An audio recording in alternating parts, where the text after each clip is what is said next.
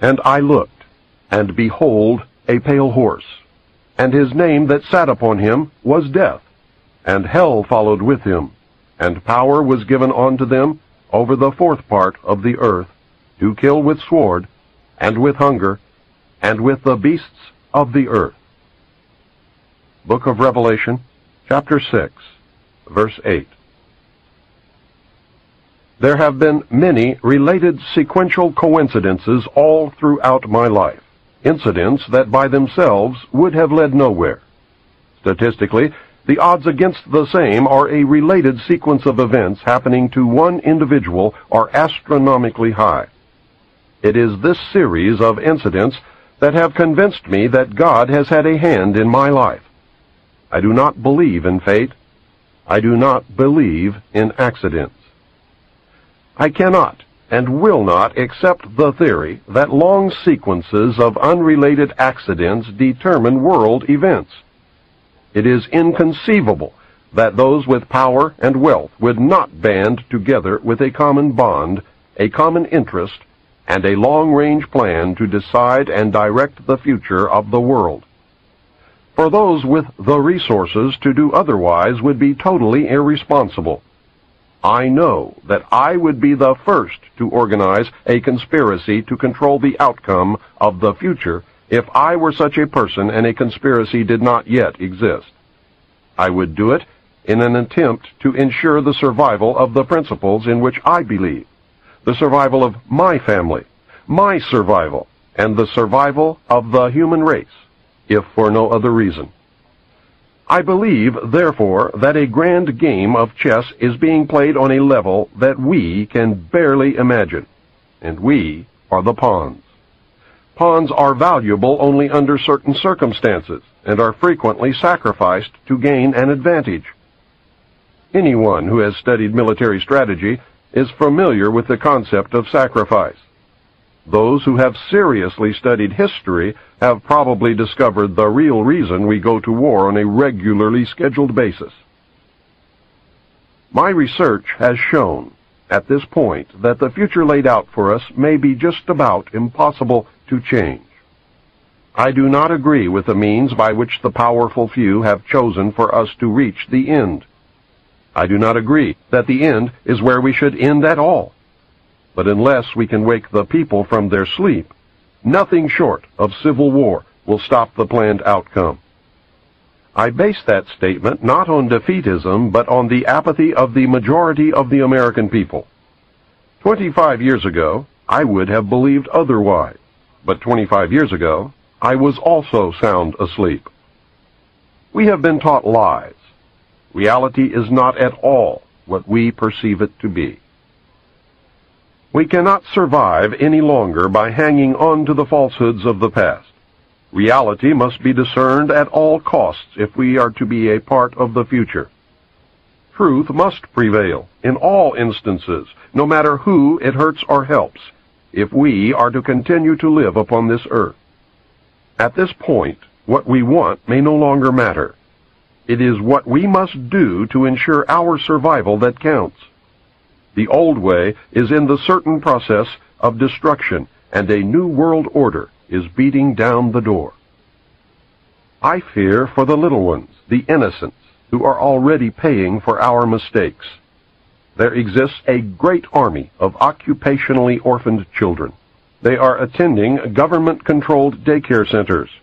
There are latchkey kids who are running wild in the streets, and the lopsided, emotionally wounded children of single welfare mothers, born only for the sake of more money in the monthly check. Open your eyes and look at them, for they are the future. In them I see the sure and certain destruction of this once proud nation. In their vacant eyes, I see the death of freedom. They carry with them a great emptiness, and someone will surely pay a great price for their suffering. If we do not act in concert with each other and ensure that the future becomes what we need it to be, then we will surely deserve whatever fate awaits us. I believe with all my heart that God put me in places and in positions throughout my life so that I would be able to deliver this warning to His people. I pray that I have been worthy and that I have done my job. From the time a person leaves its mother's womb, its every effort is directed toward building, maintaining, and withdrawing into artificial wombs various sorts of substitute protective devices or shells. The objective of these artificial wombs is to provide a stable environment for both stable and unstable activity, to provide a shelter for the evolutionary processes of growth and maturity, in effect, survival, to provide security for freedom, and to provide defensive protection for offensive activity. This is equally true of both the general public and the elite. However, there is a definite difference in the way each of these classes go about the solution of problems. The primary reason why the individual citizens of a country create a political structure is a subconscious wish or desire to perpetuate their own dependency relationship of childhood. Simply put, they want a human God to eliminate all risk from their life, pat them on the head, kiss their bruises, put a chicken on every dinner table, clothe their bodies, tuck them into bed at night, and tell them that everything will be all right when they wake up in the morning. This public demand is incredible, so the human God, the politician, meets incredibility with incredibility by promising the world and delivering nothing.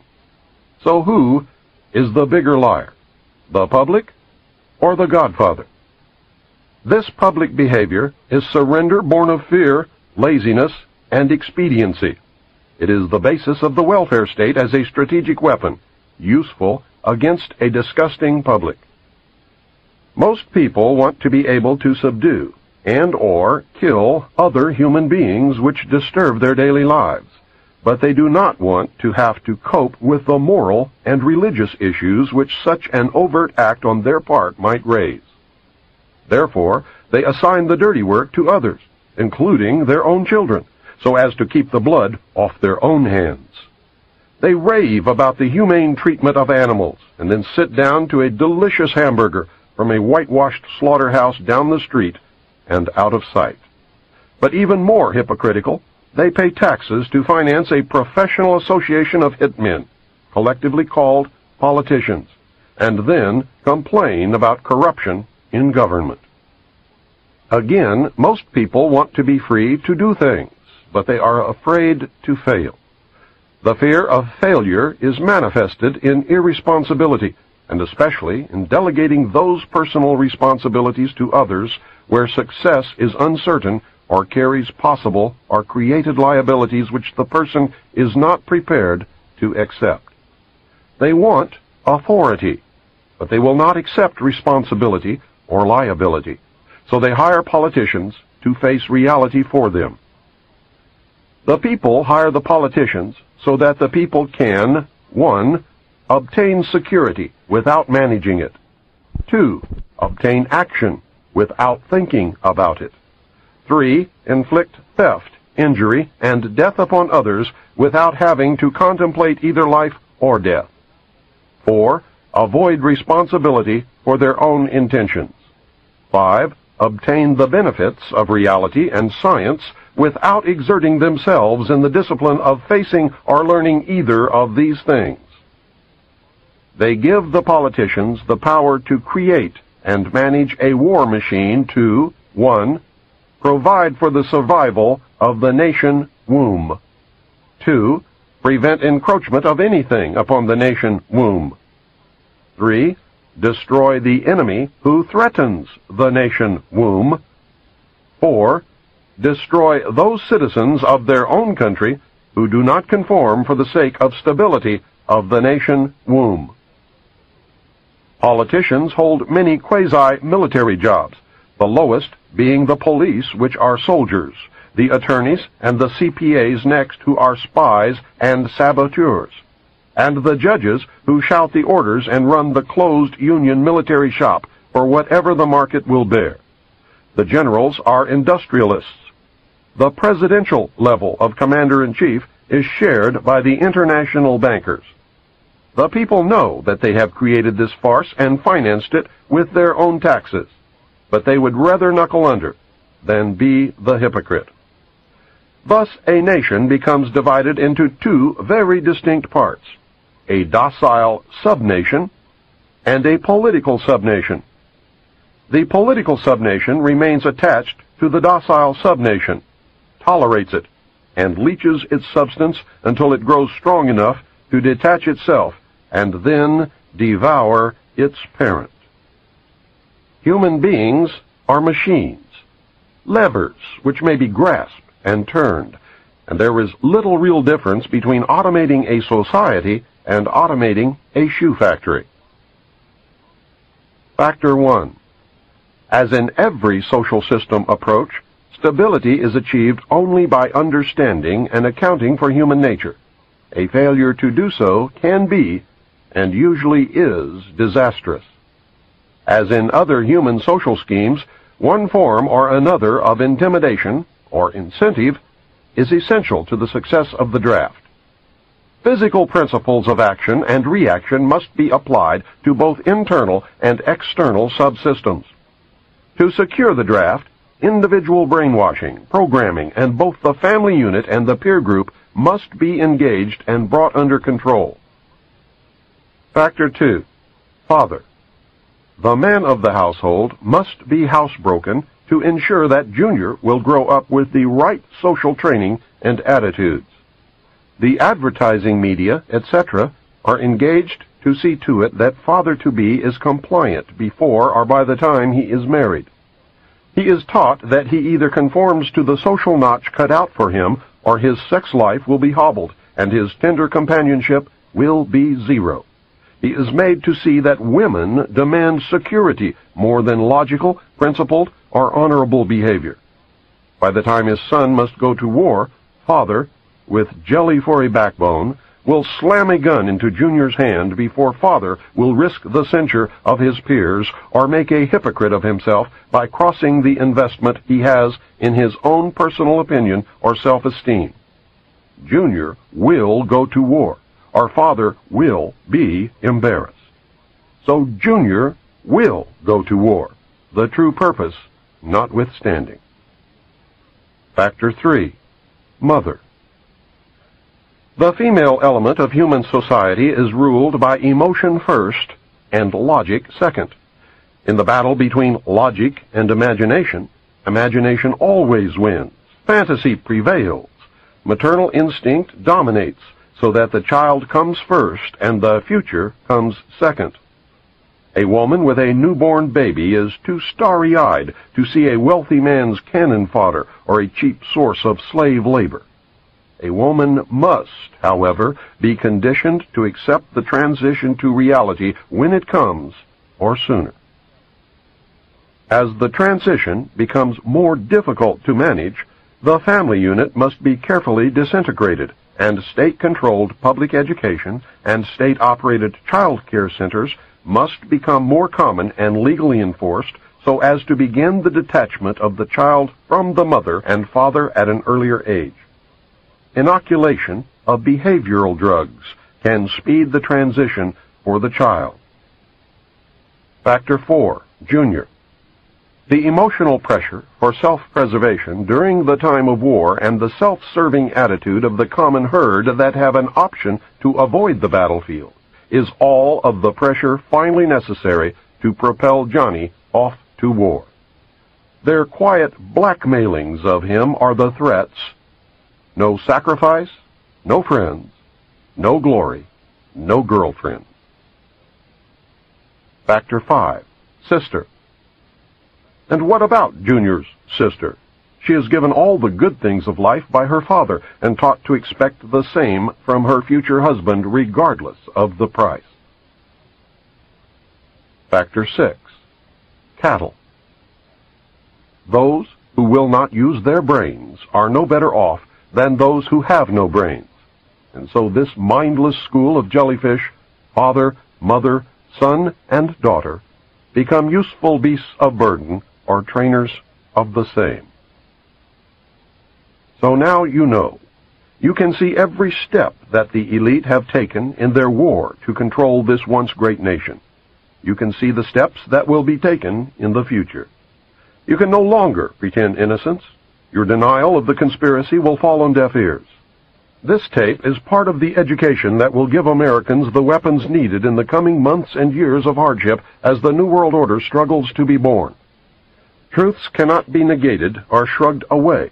The message is this: you must accept that you have been cattle, and the ultimate consequence of being cattle, which is slavery, or you must prepare to fight, and if necessary die to preserve your God-given right to freedom.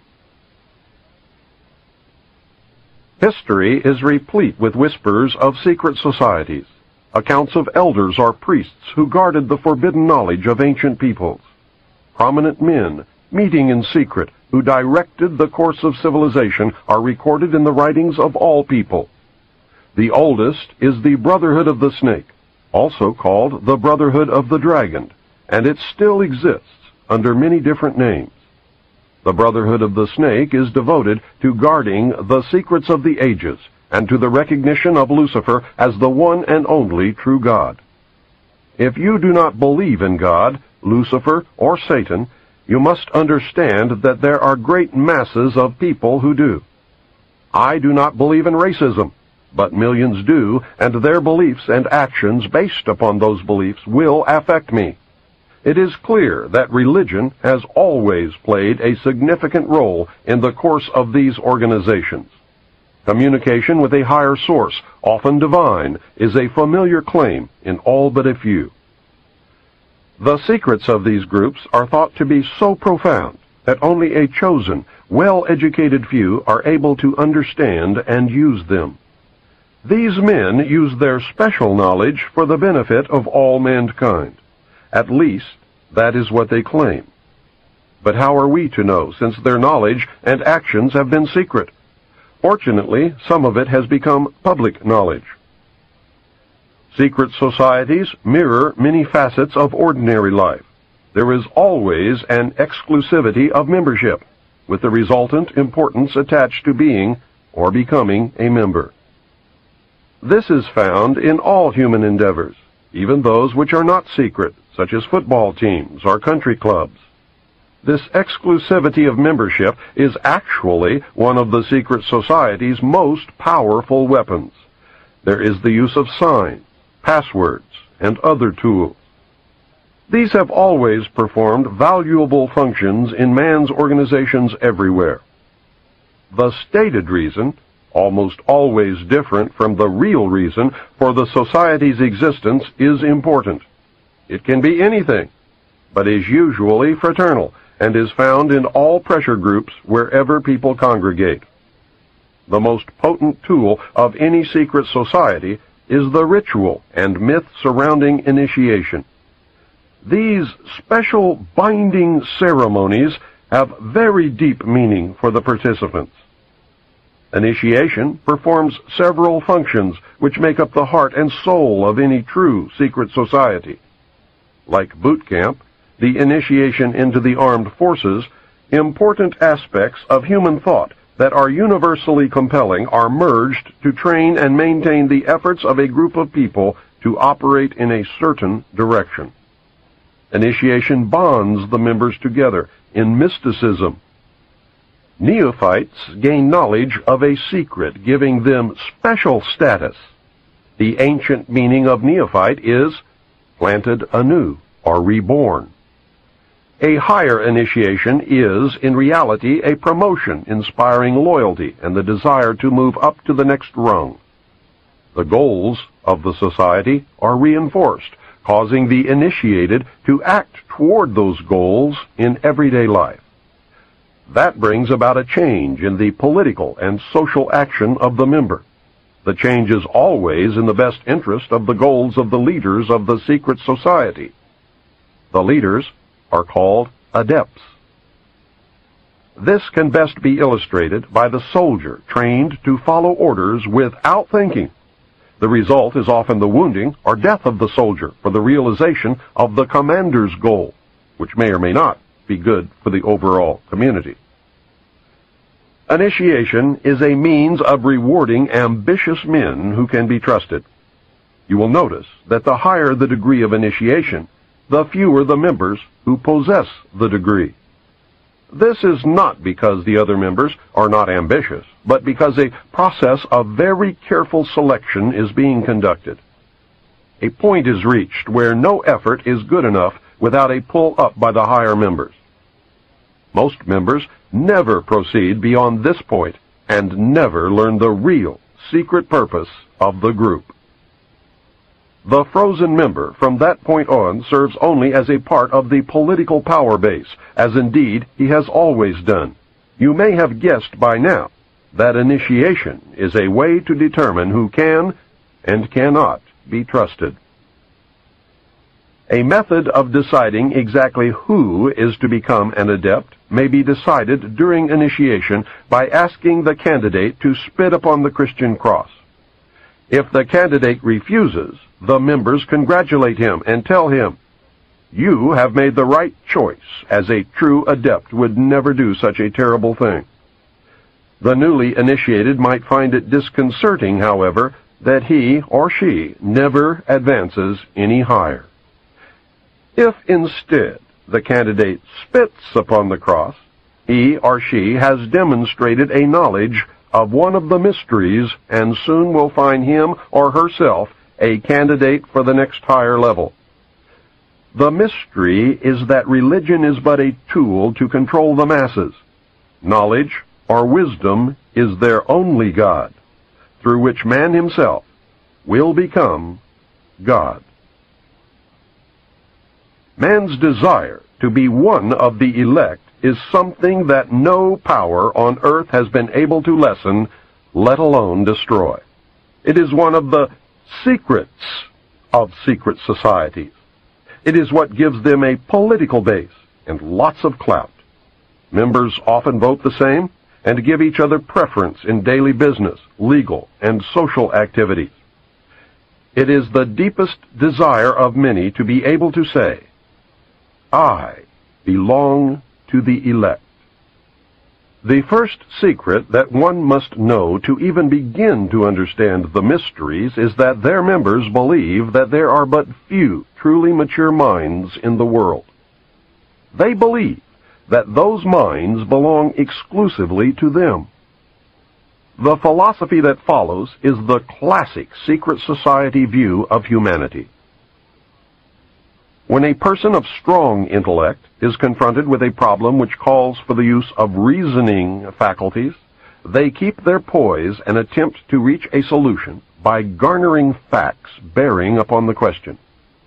On the other hand, those who are immature when confronted by the same problem are overwhelmed. While the former may be said to be qualified to solve the mystery of their own destiny, the latter must be led like a bunch of animals and taught in the simplest language. Like sheep, they are totally dependent upon the shepherd. The able intellect is taught the mysteries and the esoteric spiritual truths. The masses are taught the literal, exoteric interpretations. While the masses worship the five senses, the select few observe, recognizing in the gulf between them the symbolic concretions of great abstract truths. The elect are given knowledge of the mysteries and are illumined, and are thus known as the Illuminati, or the illuminated ones, the guardians of the secrets of the ages. Three early secret societies that can be directly connected to a modern descendant are the cults of Roshaniya, Mithras, and their counterpart, the Builders. They have many things in common with the Freemasons of today, as well as with many other branches of the Illuminati. For instance, common to the Brotherhood are the symbolic rebirth into a new life without going through the portal of death during initiation, reference to the lion, and the grip of the lion's paw in the Master Mason's degree. The 3 degrees, which is the same as the ancient Masonic rites before the many other degrees were added, the ladder of 7 rungs, men only, and the all-seeing eye. Of special interest is the powerful society in Afghanistan in ancient times called the Roshaniya, Illuminated Ones. There are actually references to this mystical cult going back through history to the House of Wisdom at Cairo. The major tenets of this cult were the abolition of private property, the elimination of religion, the elimination of nation-states, the belief that illumination emanated from the Supreme Being who desired a class of perfect men and women to carry out the organization and direction of the world.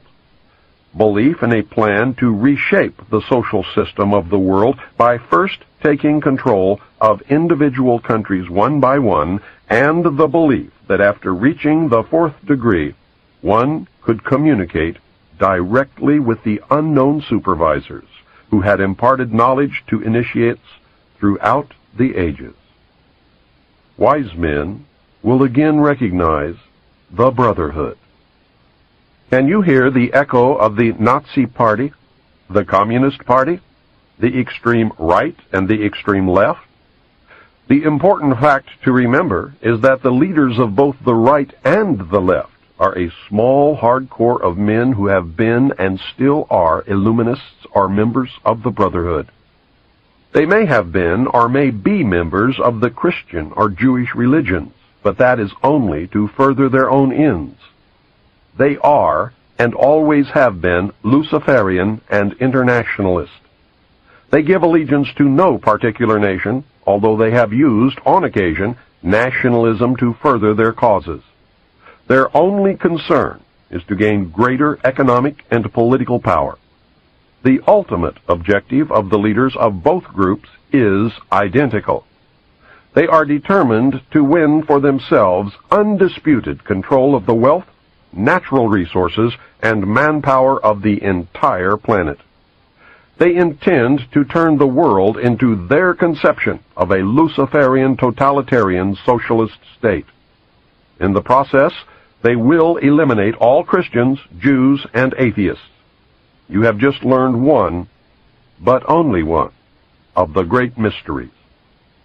I hope to show that most modern secret societies, and especially those that practice degrees of initiation, and that is the key, are really one society with one purpose. You may call them whatever you wish: the Order of the Quest, the Jason Society, the Roshaniya, the Kabbalah, the Knights Templar, the Knights of Malta, the Knights of Columbus, the Jesuits, the Masons, the ancient and mystical order of Rosicruci, the Illuminati, the Nazi Party, the Communist Party, the executive members of the Council on Foreign Relations, the Group, the Brotherhood of the Dragon, the Rosicrucians, the Royal Institute of International Affairs, the Trilateral Commission, the Bilderberg Group, the Open Friendly Secret Society of the Vatican, the Russell Trust, the Skull and Bones, the Scroll and Key, the Order. They are all the same, and all work toward the same ultimate goal: a new world order. Many of them, however, disagree on exactly who will rule this new world order, and that is what causes them to sometimes pull in opposite directions while nevertheless proceeding toward the same goal. The Trilateral Commission is an elite group of some 300 very prominent business, political, and intellectual decision-makers of Western Europe, North America, and Japan. This enterprise is a private agency that works to build up political and economic cooperation among the three regions. Its grand design, which it no longer hides, is a new world order. A key to the danger presented by the Trilateral Commission is its seminal piece, written for them by Harvard professor Samuel P. Huntington in the mid-70s. In the paper, Professor Huntington recommended that democracy and economic development be discarded as outdated ideas. He wrote the following as co-author of the book Crises in Democracy. We have come to recognize that there are potential desirable limits to economic growth. There are also potentially desirable limits to the indefinite extension of political democracy. A government which lacks authority will have little ability short of cataclysmic crises to impose on its people the sacrifices which may be necessary. Look at the Council on Foreign Relations. Many members, in fact the majority, never serve on the executive committees. They never go through any initiation of any kind. They are, in fact, the power base, and are used to gain a consensus of opinion. The majority are not really members, but are made to feel as if they are. In reality, they are being used, and are unwilling or unable to understand.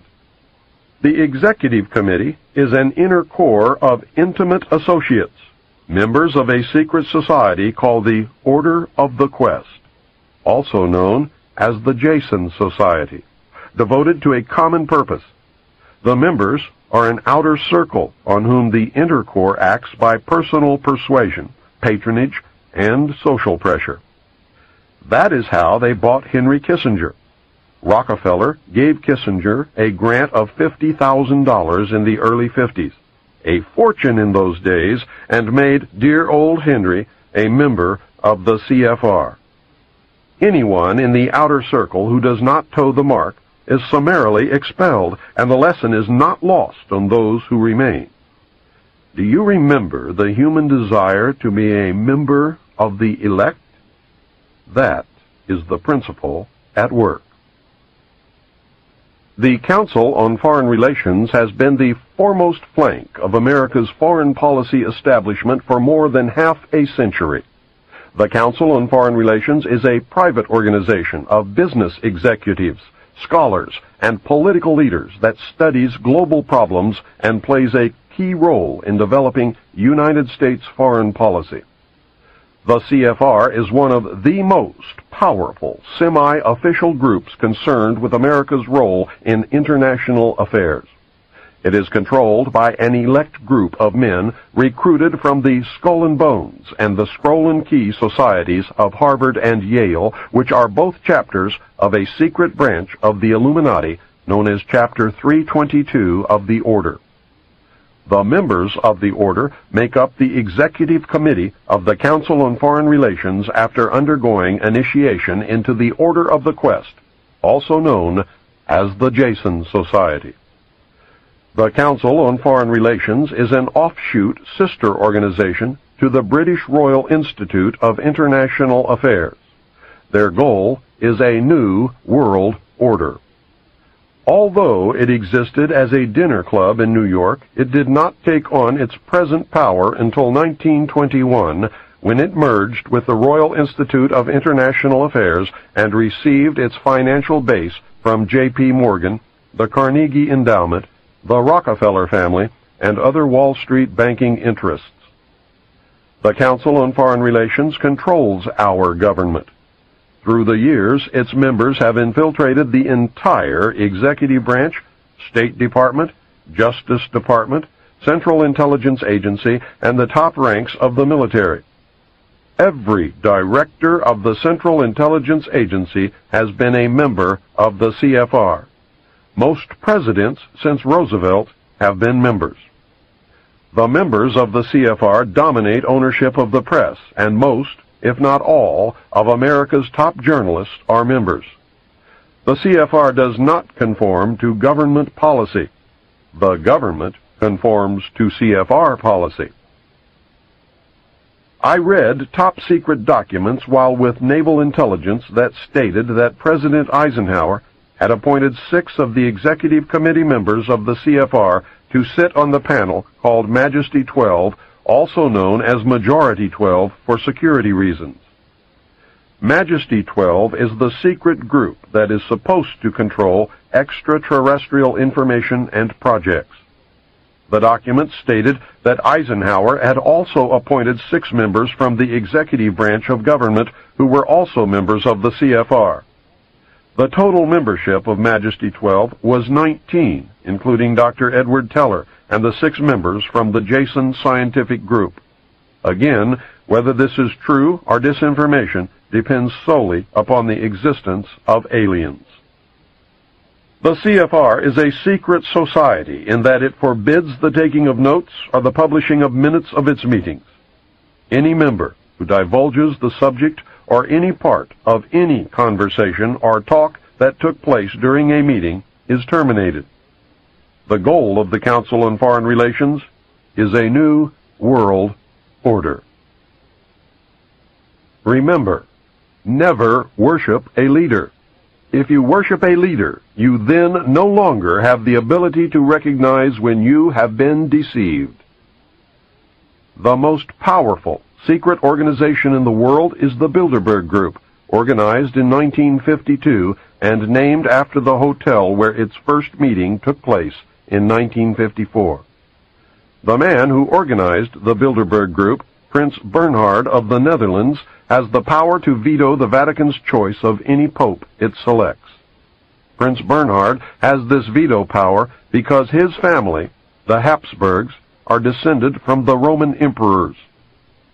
Prince Bernhard is the leader of the black families. He claims descent from the house of David and thus can truly say that he is related to Jesus. Prince Bernhard, with the help of the CIA, brought the hidden ruling body of the Illuminati into public knowledge as the Bilderberg Group. This is the official alliance that makes up the world governing body. The core of the organization is 3 committees made up of 13 members each. Thus, the heart of the Bilderberg Group consists of 39 total members of the Illuminati.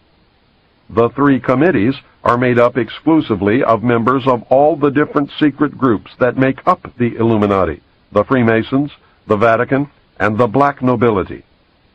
This committee works year-round in offices in Switzerland. It determines who is invited to the annual meeting and what policies and plans will be discussed. Every proposal or plan that has ever been discussed at an annual meeting of the Bilderberg Group has come to pass usually within 1 or 2 years following the meeting. The Bilderberg Group is directing the quiet war that is being waged against us. How can they do it? These are the men who really rule the world. Manly P. Hall, 33rd degree Mason, probably the most renowned expert on these subjects, wrote in his book, The Secret Destiny of America. For more than 3,000 years, secret societies have labored to create the background of knowledge necessary to the establishment of an enlightened democracy among the nations of the world. All have continued, and they still exist, as the Order of the Quest. Men bound by a secret oath to labor in the cause of world democracy decided that in the American colonies they would plan the roots of a new way of life. The Order of the Quest was set up in America before the middle of the 17th century. Franklin spoke for the Order of the Quest, and most of the men who worked with him in the early days of the American Republic were also members. Not only were many of the founders of the United States government Masons, but they received aid from a secret and august body existing in Europe, which helped them to establish this country for a particular purpose known only to the initiated few. The members of the Bilderberg Group are the most powerful financiers, industrialists, statesmen, and intellectuals who get together each year for a private conference on world affairs. The meetings provide an informal, off-the-record opportunity for international leaders to mingle and are notorious for the cloak of secrecy they are held under. The headquarters office is in The Hague in the Netherlands. The goal of the Bilderberg Group is a one-world, totalitarian socialist government and economic system. Take heed, as time is running short. You must understand that secrecy is wrong. The very fact that a meeting is secret tells me that something is going on that I would not approve. Do not ever believe that grown men meet on a regular basis just to put on fancy robes, hold candles, and glad-hand each other. George Bush, when he was initiated into the Skull and Bones, did not lie naked in a coffin with a ribbon tied around his genitalia and yell out the details of all his sexual experiences because it was fun. He had much to gain by accepting initiation into the order, as you can now see. These men meet for important reasons, and their meetings are secret because what goes on during the meetings would not be approved by the community. The very fact that something is secret means there is something to hide. John Robeson wrote Proofs of a Conspiracy in 1798, and I believe he said it best in the following passage. Nothing is so dangerous as a mystic association. The object remaining a secret in the hands of the managers, the rest simply put a ring in their own noses, by which they may be led about at pleasure, and still panting after the secret, they are the better pleased the less they see of their way. A mystical object enables the leader to shift his ground as he pleases, and to accommodate himself to every current fashion or prejudice. This again gives him almost unlimited power, for he can make use of these prejudices to lead men by troops. He finds them already associated by their prejudices and waiting for a leader to concentrate their strength and set them in motion. And when once great bodies of men are set in motion, with a creature of their fancy for a guide, even the engineer himself cannot say, "Thus far shalt thou go, and no farther." Is the common man really as stupid as the elite seem to believe? If he is, then maybe the average citizen is better off ignorant, being manipulated this way and that whenever the elite deem it necessary. We will discover the answer very quickly when the common man finds that his e-ticket to Fantasyland has just expired. I hope I have shown you the role of secret societies and groups within the world power structure. I hope you can see how these groups gain and keep power. You should have some understanding of how, operating in secrecy and infiltrating every level of government and vital industry, including the press, the elect manipulate the people and nations of the world toward any direction desired. I hope you caught on to the fact that the secret power structure is toward a totalitarian socialist state or fascism. It is not the Nazis, as they were a product of this power structure. It is not the Jews, although some very wealthy Jews are involved. It is not the communists, as they fit the same category as the Nazis. It is not the bankers, but they do play an important role. I also hope that you are beginning to look inside yourself to see if their reality fits. Are you getting the message? This is the end of Side 1. Please fast forward the cassette to the end and turn over to play Side 2.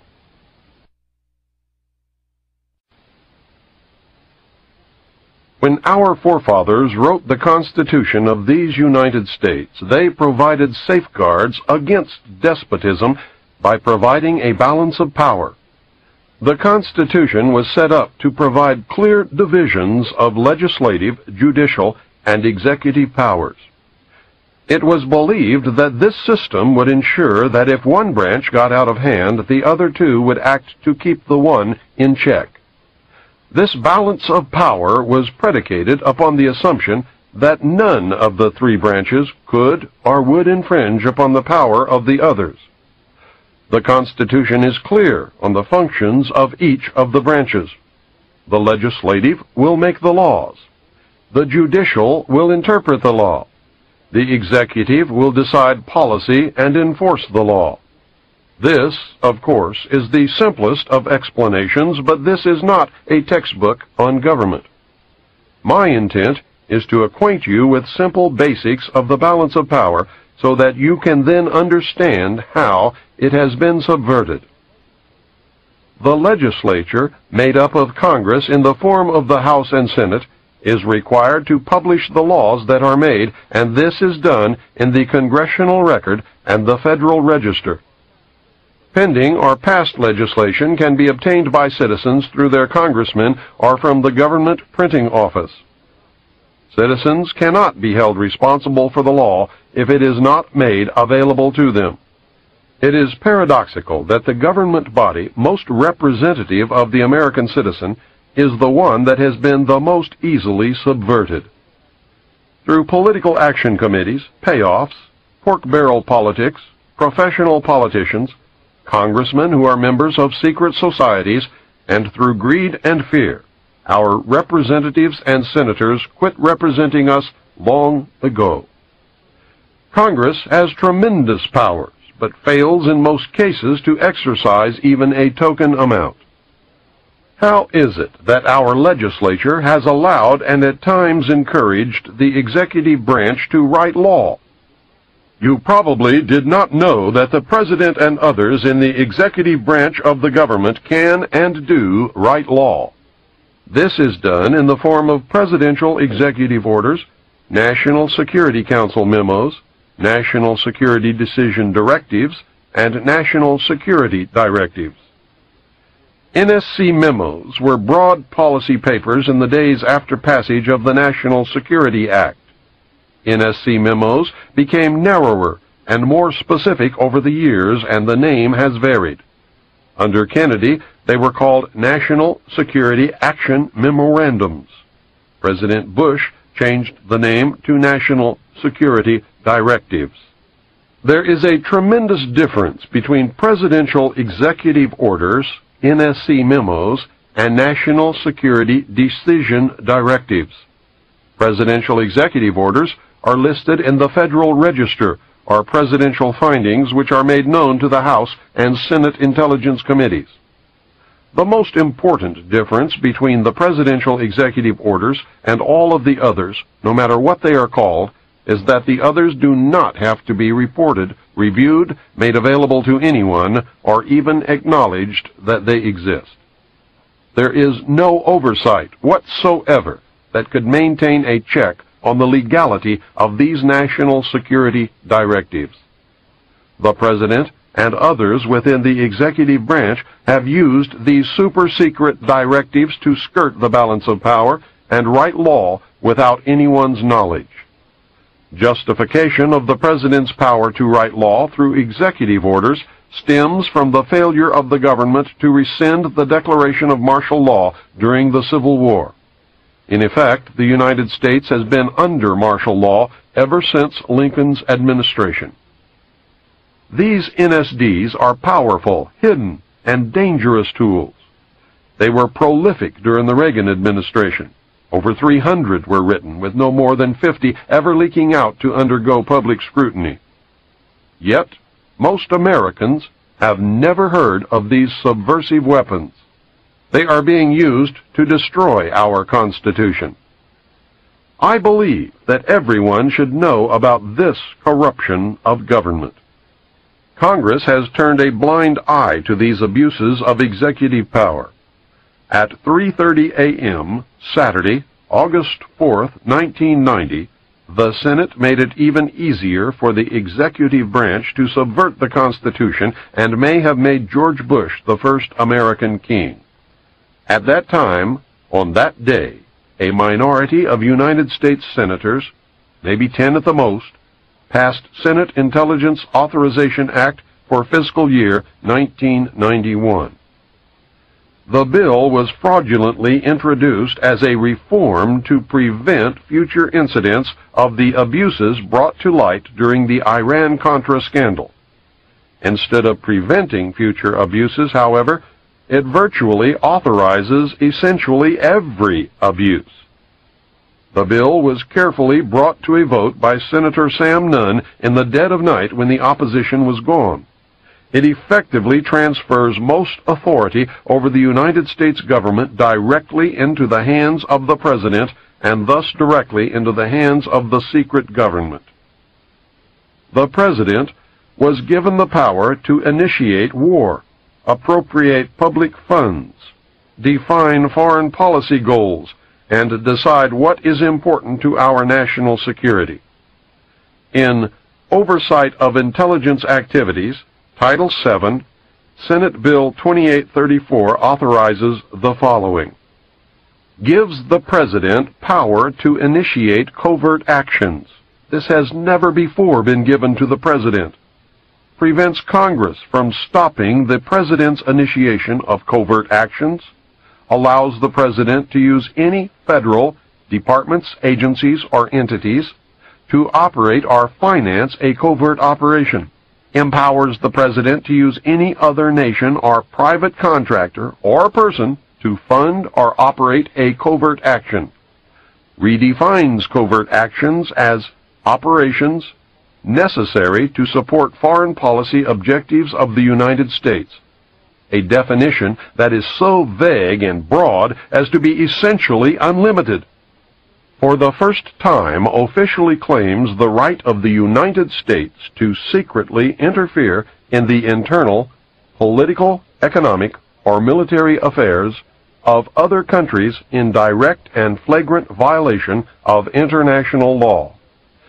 Requires that the President prepare and deliver a written finding to the intelligence committees of the Congress, but allows the President to omit extremely sensitive matters and authorizes the President to claim executive privilege if Congress asks too many questions. There are no penalties in the bill for violating any of its provisions, including the provision requiring a finding. Why should there be? This bill has literally handed the power of all the branches of government to the President on a silver platter. The bill effectively prevents any oversight by anyone and allows the executive branch to skirt the law and to escape accountability. This will be done using national security directives. Either National Security Decision Directive 138 or a subsequent NSD directive on terrorism authorized the training of 3 Lebanese units for preemptive strikes. When problems arose, Director of Central Intelligence William Casey took that operation off the books and enlisted Saudi Arabian help in an attempt to assassinate the head of Hezbollah. A resulting car bombing killed about 80 in Beirut. Sheikh Fadlallah, the target, was unhurt. The United States military, along with civilian law enforcement teams, conducted joint anti-terrorist training across America. To allay public fears, the participants wore civilian clothing. NSD directives have become the de facto legislative vehicle of the national security state. It has become known through the research of Susan Fitzgerald, a research consultant at the Fund for Constitutional Government in Washington, who has collected declassified NSD directives, that many were released without the White House letterhead at the top of the page and without the President's signature at the bottom. This, she speculates, is to conceal the fact that the signatures on some of them would reveal that they had been made by autopen, not by Ronald Reagan's own hand. That should give you a taste of what we are up against. Please understand that virtually all but a very few NSD directives still remain classified, and unless the public forces disclosure, their effect will probably never be known. Somewhere within the volumes of secret NSD directives, there is a plan to suspend the Constitution of the United States of America. The existence of this plan surfaced during the Iran-Contra hearings. Congressman Jack Brooks, Democrat from Texas, attempted to bring it into the open. When he asked Colonel Oliver North directly if North had ever helped draft a plan to suspend the Constitution, Brooks was silenced by the committee chairman, Senator Daniel K. Inouye, Democrat from Hawaii.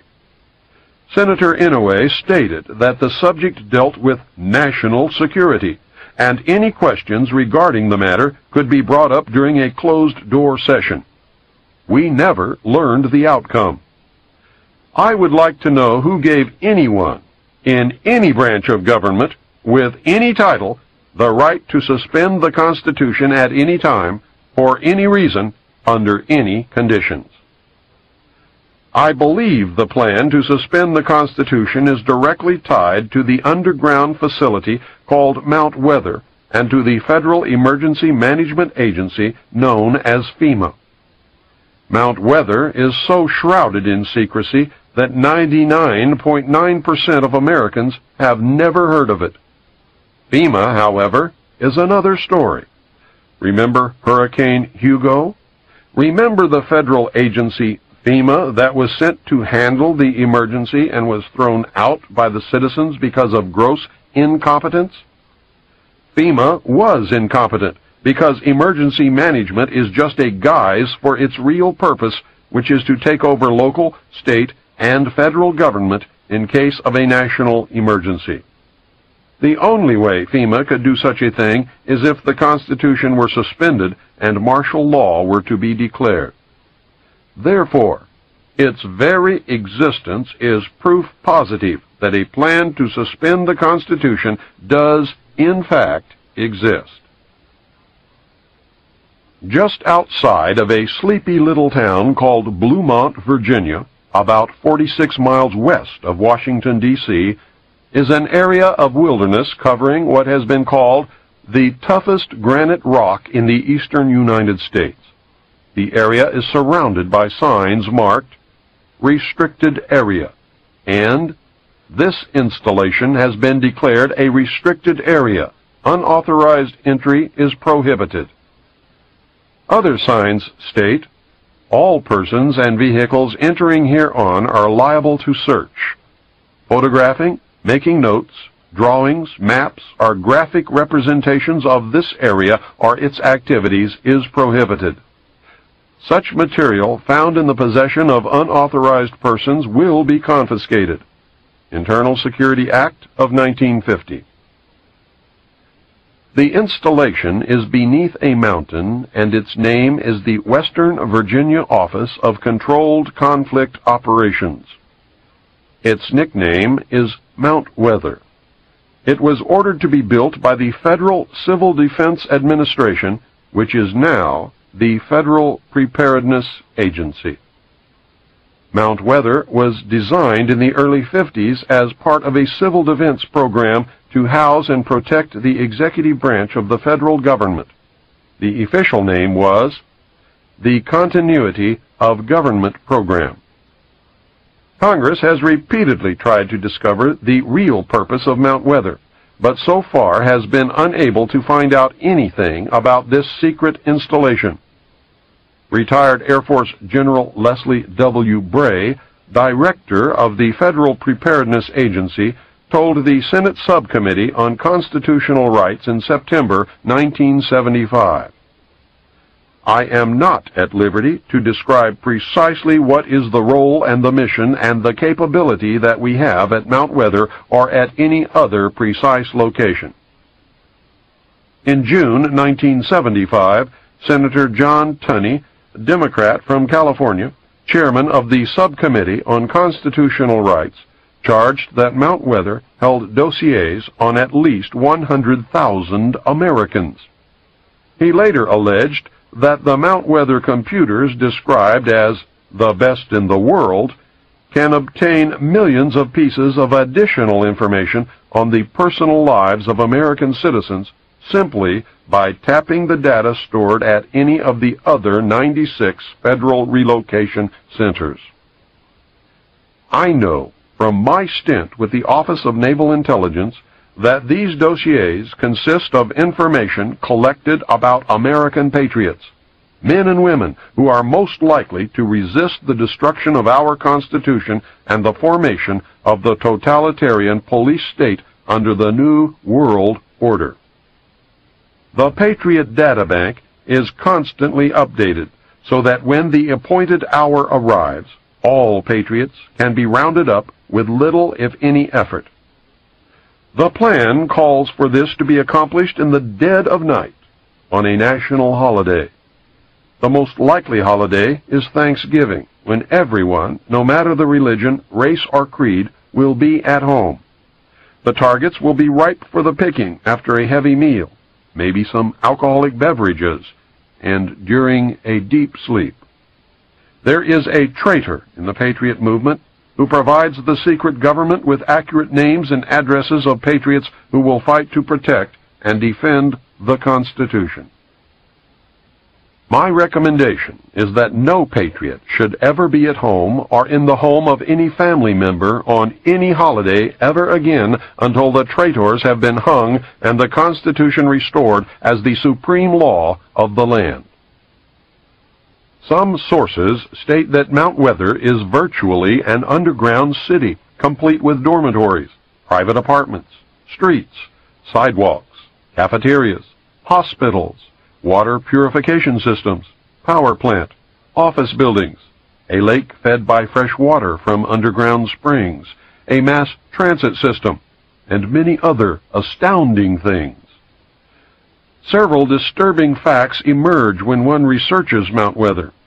One is the conclusion that a complete parallel government exists at the site. 9 federal departments exist there: agriculture, commerce, health, education, and welfare, housing and urban development, interior, labor, state, transportation, and the Treasury. Apparently, at least 5 federal agencies are also in residence: Federal Communications Commission, Selective Service, Federal Power Commission, the Civil Service Commission, and the Veterans Administration. 2 privately owned corporations have offices at Mount Weather: the Federal Reserve and the United States Post Office. There is also an office of the Presidency. What makes all this upsetting is that there is a president and a complete set of cabinet officers in residence at Mount Weather. Who are they, and who appointed them? Where is such a thing provided for in the Constitution of the United States of America? Mount Weather is the operational center, the hub of over 96 other underground federal relocation centers scattered across the United States. The majority of these appear to be concentrated in Pennsylvania, Virginia, West Virginia, Maryland, and North Carolina. Each of these facilities contains computer databanks holding information, not on enemy agents, Soviet diplomats, or suspected terrorists, but on American citizens, patriots. A list of other files kept at the facilities was furnished to the Subcommittee on Constitutional Rights in 1975. The list included military installations, government facilities, communications, transportation, energy and power, agriculture, manufacturing, wholesale and retail services, manpower, financial, medical and educational institutions, sanitary facilities, population, housing, shelter, and stockpiles. The committee concluded that these databases operate with few, if any, safeguards or guidelines.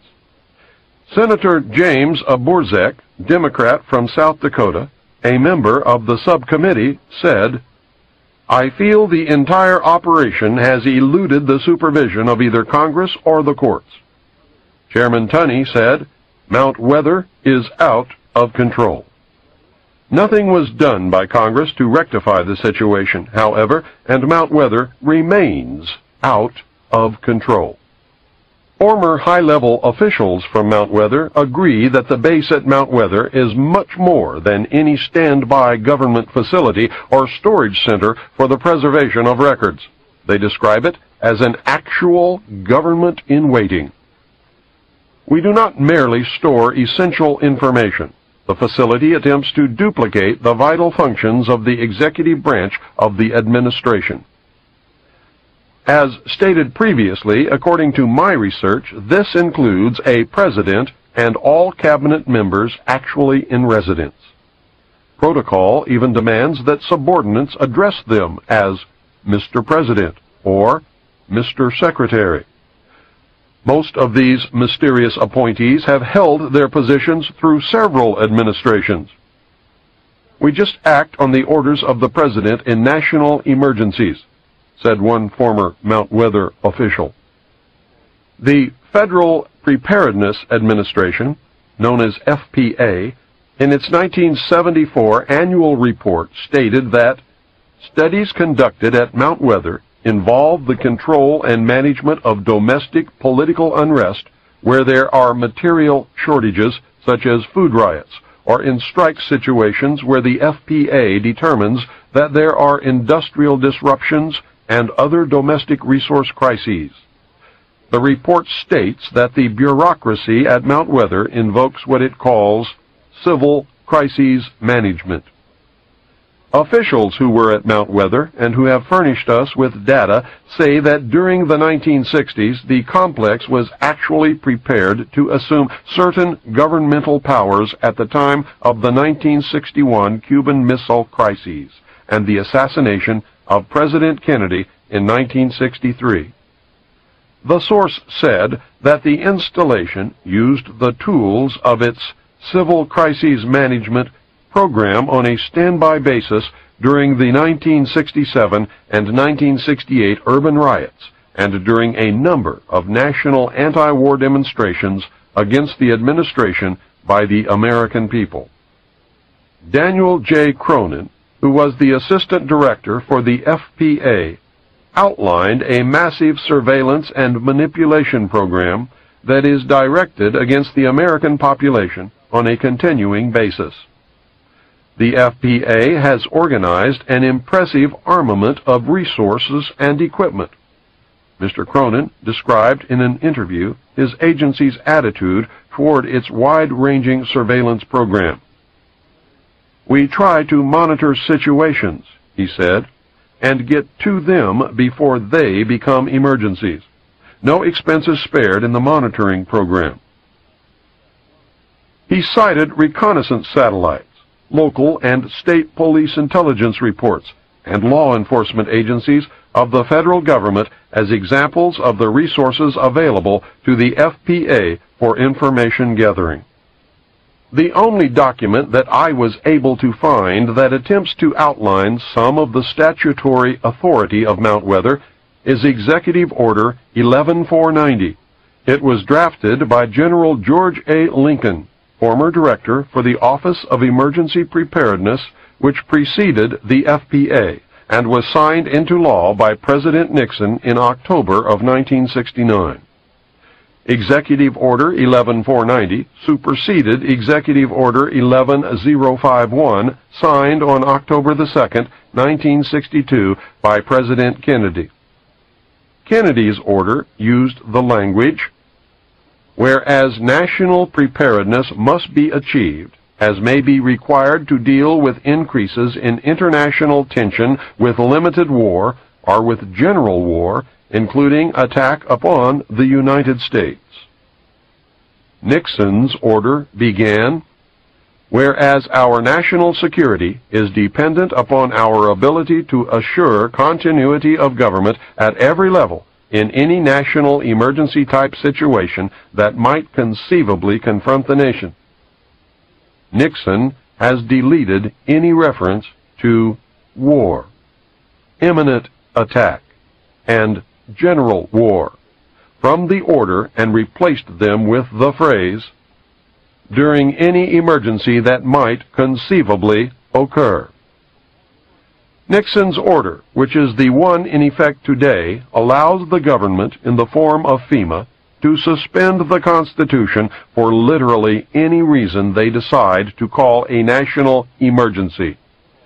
I cannot find a plan or executive order anywhere which outlines any procedure or allowance for the restoration of the Constitution after a national emergency has ended. This leads to the obvious conclusion that no restoration of the Constitution is contemplated or desired by those in power. In 1975, Senator Tunney expressed concern when he said, "We know from what we've heard in the press that 15,000 names were being maintained by the Federal Bureau of Investigation for detention in an emergency. We also know that the Internal Revenue Service had its files on individual taxpayers. We know that the CIA had their Operation Chaos, and that the National Security Agency has the records of conversations that have been intercepted electronically. My question is this: is there anyone like yourself, General Bray, that is in control of the overall access to this data if it is maintained in a relocation site? And your answer, as I understood it, is no. Then he continued, General Bray, I must say that I still don't know who's in control of these relocation centers. You say you don't have that knowledge, and still we don't know from the 3 witnesses that we had here today that they had information as to who has control of those centers.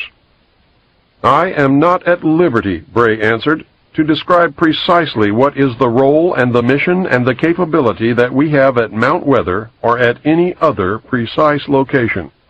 I firmly believe that our continuity of government program has not provided continuity at all, but has been the instrument for discontinuing open and democratic government, and that the very program designed to protect Americans has actually been turned against us.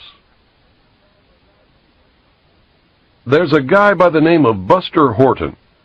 He's a member of FEMA, and he's a member of the interdepartmental unit which is empowered in the event of a national security emergency to become the unelected national government, a sort of FEMA secret government, so to speak. A pretext for invoking those emergency measures can be found almost daily in the newspapers. It can be anything from the suspension of debt payments by the high bureaus of American countries to mass runs on United States commercial banks. And that's an issue, by the way, that was being handled personally by the National Security Council and Brent Scowcroft. To food shortages, to the drug war. The whole bit. Anything, any disaster emergency declared at all, even including the oil spill from the Exxon tanker in Alaska. If the President had declared a national emergency, that could have triggered it. Any instability in the Middle East. Anything, in fact. And they've already tested their capabilities in April 1984 with Rex 84A. And that was designed to test the readiness of the United States civilian and military agencies to respond to serious national security crises. Now, the executive order that will implement this, the Executive Order 11051, details responsibilities to the Office of Emergency Planning, or FEMA. It gives authorization to put all executive orders into effect in times of national emergency declared by the President, increased international tension, or economical or financial crises. Note that it covers domestic crises but does not even mention war or nuclear attack. Now, the only thing that has to happen for FEMA to be able to implement all the executive orders, emergency executive orders, is for the President to declare a national emergency of any type, as long as it's a national emergency.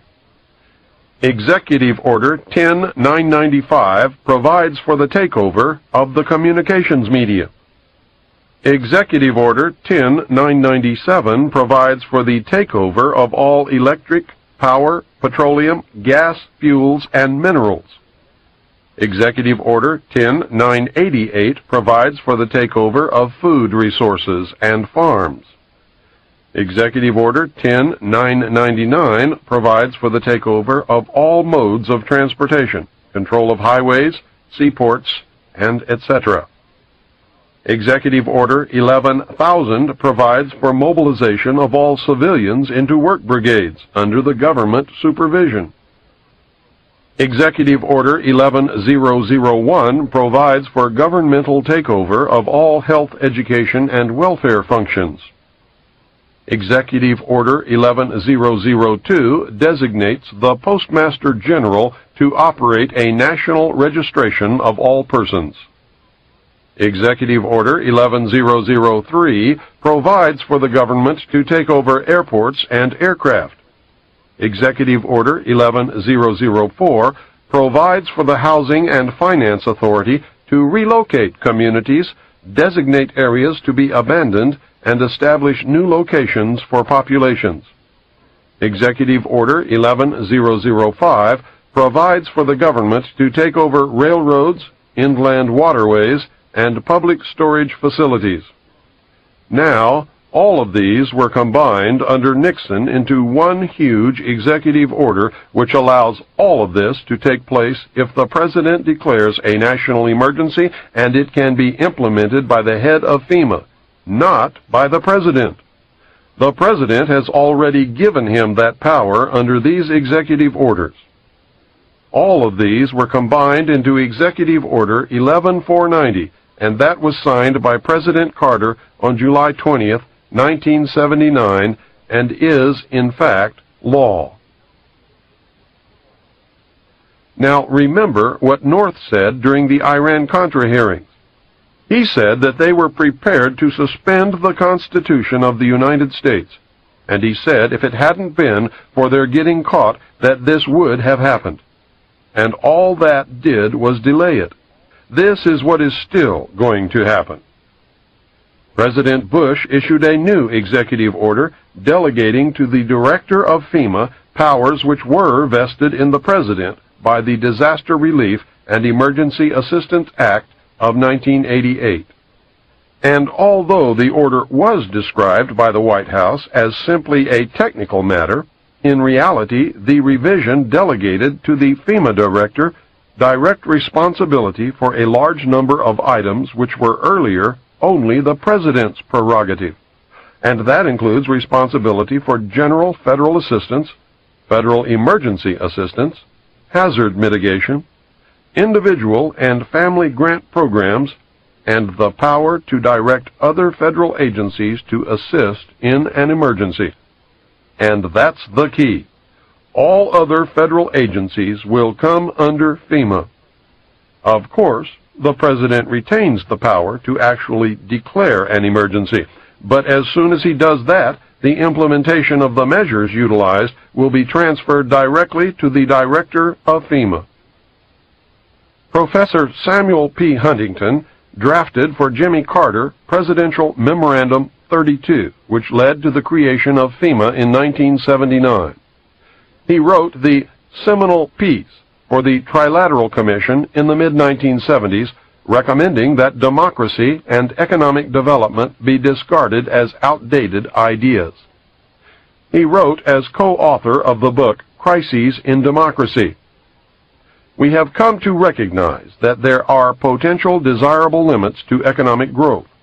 There are also potentially desirable limits to the indefinite extension of political democracy. A government which lacks authority will have little ability short of cataclysmic crises to impose on its people the sacrifices which may be necessary. All of Huntington's ideas were rewritten into National Security Decision Directive 47, and that was enacted by President Reagan on July 22, 1982.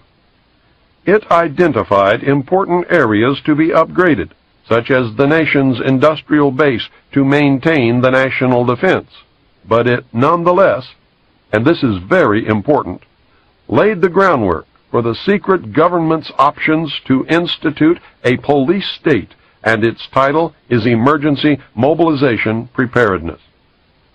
It ordered preparedness measures that involved the waiving or modification of socio-economic regulations that delay emergency responses and that should receive priority attention.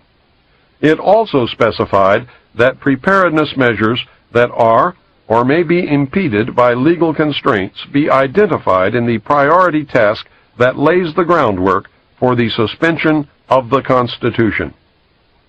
This has nothing to do with the right wing, left wing, or any other damn thing. It has to do with the Illuminati taking over this country and joining in the New World Order. I give lectures all over the United States. At some point before, during, or after every lecture, some well-meaning but misguided soul tells me that I have it all wrong, and that it's the Jews, the Catholics, the communists, or the bankers that are the cause of all our ills.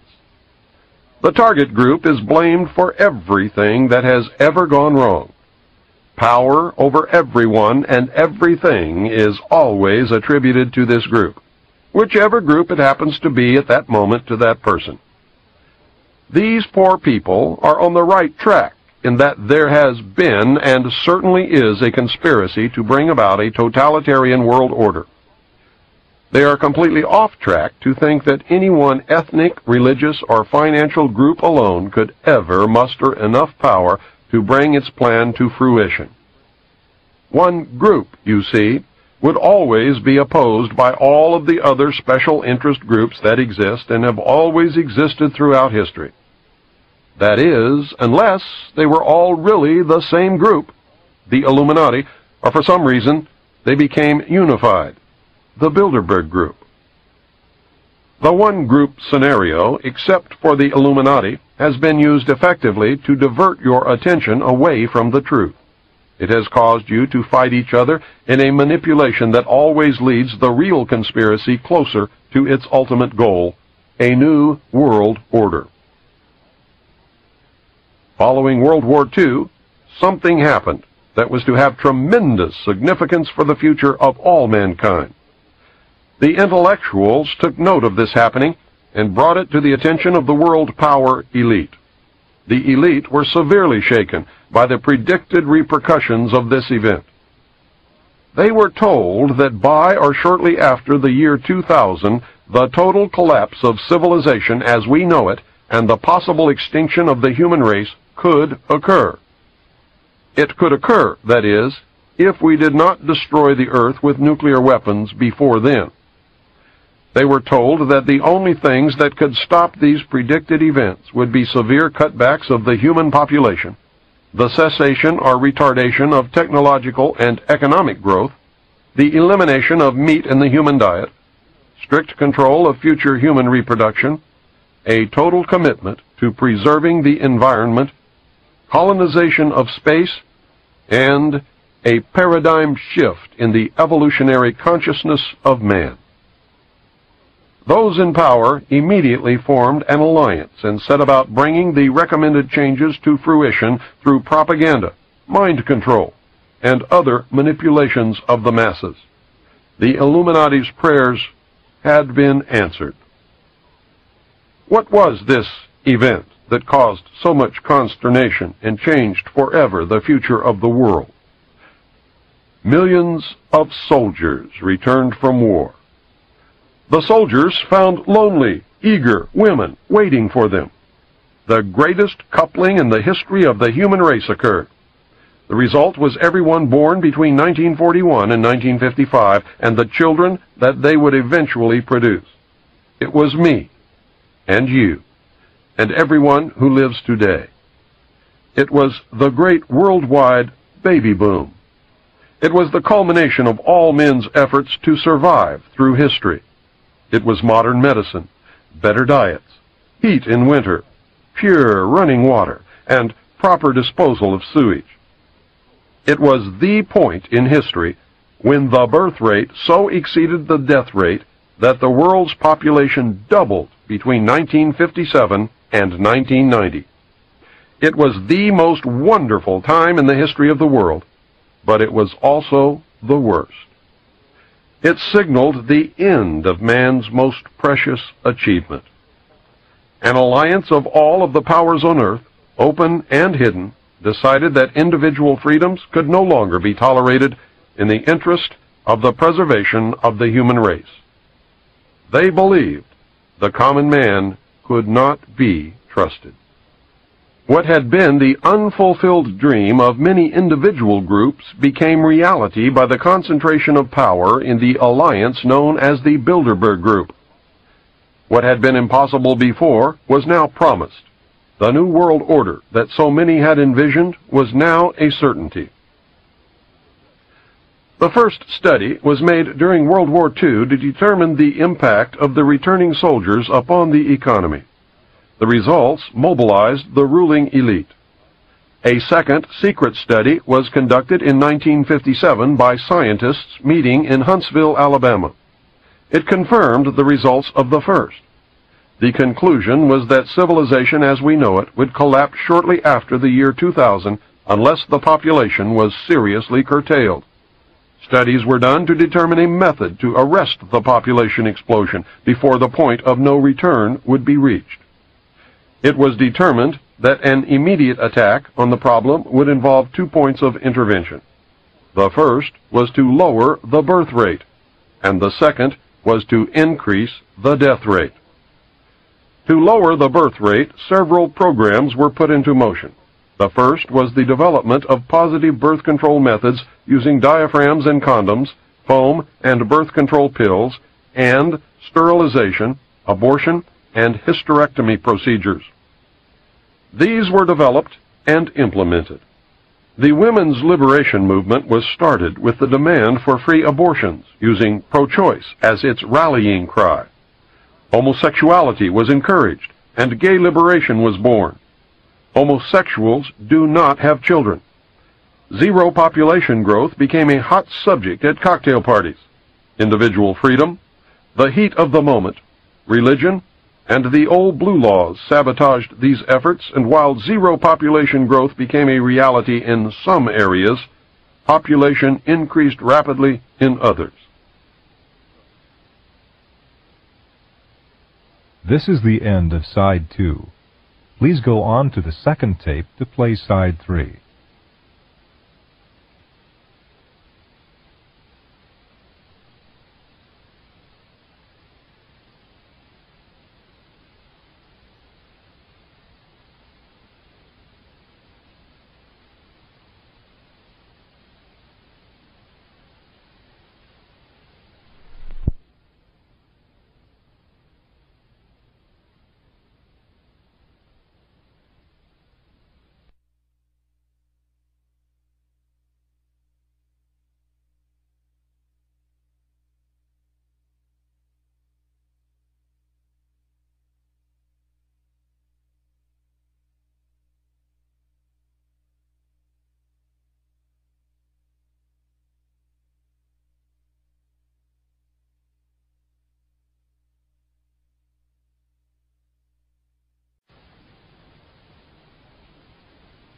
The only alternative left to the world's ruling elite was to increase the death rate.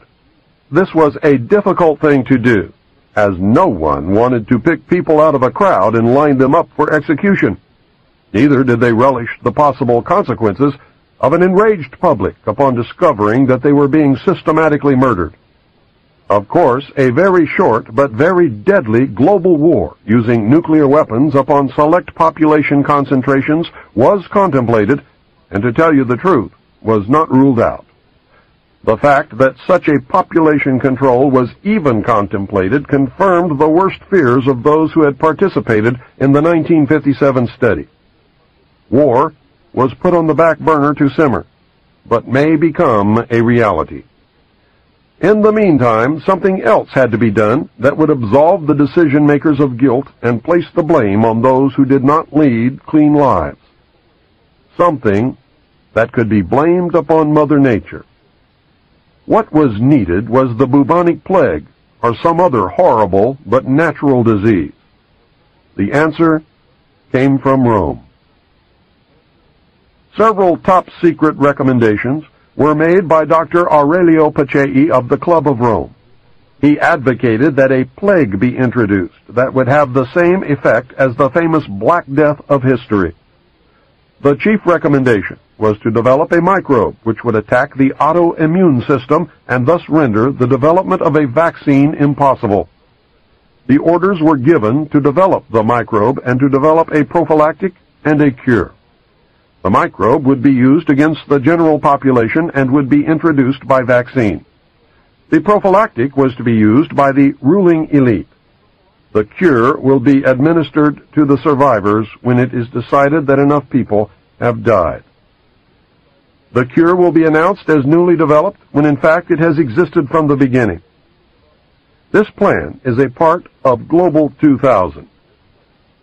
Funding was obtained from the United States Congress under House Bill 15090 passed in 1969, where $10 million was given to the Department of Defense's 1970 budget. Testimony before the Senate committee revealed that they intended to produce a synthetic biological agent, an agent that does not naturally exist and for which no natural immunity could have been acquired. Within the next 5 to 10 years, it would probably be possible to make a new infective microorganism which could differ in certain important aspects from any known disease-causing organisms. Most important of these is that it might be refractory to the immunological and therapeutic processes upon which we depend to maintain our relative freedom from infectious disease.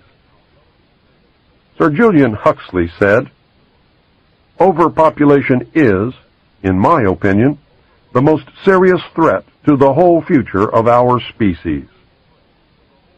The project, called MK Naomi, was carried out at Fort Detrick, Maryland. Since large populations were to be decimated, the ruling elite decided to target the undesirable elements of society. Specifically targeted were the black, Hispanic, and homosexual populations. The poor homosexuals were encouraged on the one hand and scheduled for extinction on the other. The African continent was infected via smallpox vaccine in 1977. The vaccine was administered by the World Health Organization. According to Dr. Robert Strecker, without a cure, the entire black population of Africa will be dead within 15 years. Some countries are well beyond epidemic status. The United States population was infected in 1978 with the hepatitis B vaccine. Dr. Wolf Zmunis, the ex-roommate of Pope John Paul II, was the mastermind behind the November 78 to October 79 and March 80 to October 81 experimental hepatitis B vaccine trials conducted by the Centers for Disease Control in New York, San Francisco, and 4 other American cities. He loosed the plague of AIDS upon the American people. The gay population was infected. The ads for participants specifically ask for promiscuous homosexual male volunteers. Whatever causes AIDS was in the vaccine. The vaccine was manufactured and bottled in Phoenix, Arizona. Many other population controls have been promulgated. The reduction of the world's population to workable levels has been virtually assured. It is only a matter of time. The problem will be to curtail further human reproduction beyond approved levels. To handle that problem, the New World Order will adopt a communist Chinese model of population control. It is the only population control program that has ever worked. The old and infirm have been periodically murdered, and couples are forbidden to have more than one child. Penalties are so severe that families in China with 2 children are extremely rare. 3 children families are non-existent. A surprising byproduct is that Chinese children as a group are treated better than any other national grouping of children in the world, including the United States. Tobacco fields in the United States have been fertilized with the radioactive tailings from uranium mines, resulting in a tremendous increase in the incidence of lip, mouth, throat, and lung cancer. If you do not believe it, just look at the incidence of lung cancer per capita before 1950 and compare it to the lung cancer per capita at the present time. Are those who smoke committing suicide? Or are they being murdered? We have watched the news in horror as story after story unfolded, revealing that the Army and the Central Intelligence Agency had released germs and viruses into the population to test their biological warfare capability. In light of what you have now learned, you should know that it was really to reduce population. It is a matter of public record that investigations into cover-ups of radioactive leaks into the atmosphere and into groundwater have revealed that some leaks were not accidental, but were purposeful. Some areas of the country now have such a high rate of cancer that virtually everyone who lives in these areas will die other than a natural death. The true extent of radioactive gases, waste, and toxic material, especially cesium-137, strontium-90, uranium mine and mill tailings, thorium-230, radium-226, and radon-222, that has leaked or has been purposefully planted in the atmosphere, soil, and groundwater is far beyond anything you or I can imagine. Every investigation has revealed that the true figures regarding radioactive leakage are much larger than official figures, and the real numbers may never be known. Cover-up has become standard operating procedure at all levels and in all departments of government. Do we dream reality, or is reality a dream? The New World Order will eliminate the population threat in several ways. Complete control of individual behavior may be established using electronic or chemical implants. No one will be allowed to have a child without permission. Stiff penalties wait for those who ignore the law. The violent, the old, the infirm, the handicapped, and the unproductive will be killed. Private property will be abolished. Since religion helped to create the population problem, it will not be tolerated except for the approved state-controlled religion, which will evolve according to man's needs. Man cannot be trusted to safeguard what little is left in the way of natural resources. Technological development and economic growth will be severely cut back. Man will be required to live like his ancestors. Those who learn to be self-sufficient and can adapt to the absence of many of the things that we take for granted today, such as automobiles, will get along fine. Others will suffer terribly. Man will once again conform to the law of the survival of the fittest. No one is going to like the loss of individual freedoms guaranteed us by the Constitution and the Bill of Rights. I do not like or agree with what is planned. Intellectually, I know that people will not solve the problems that we face unless they are made to do it. That is a sad commentary on the common man, but nevertheless it is true.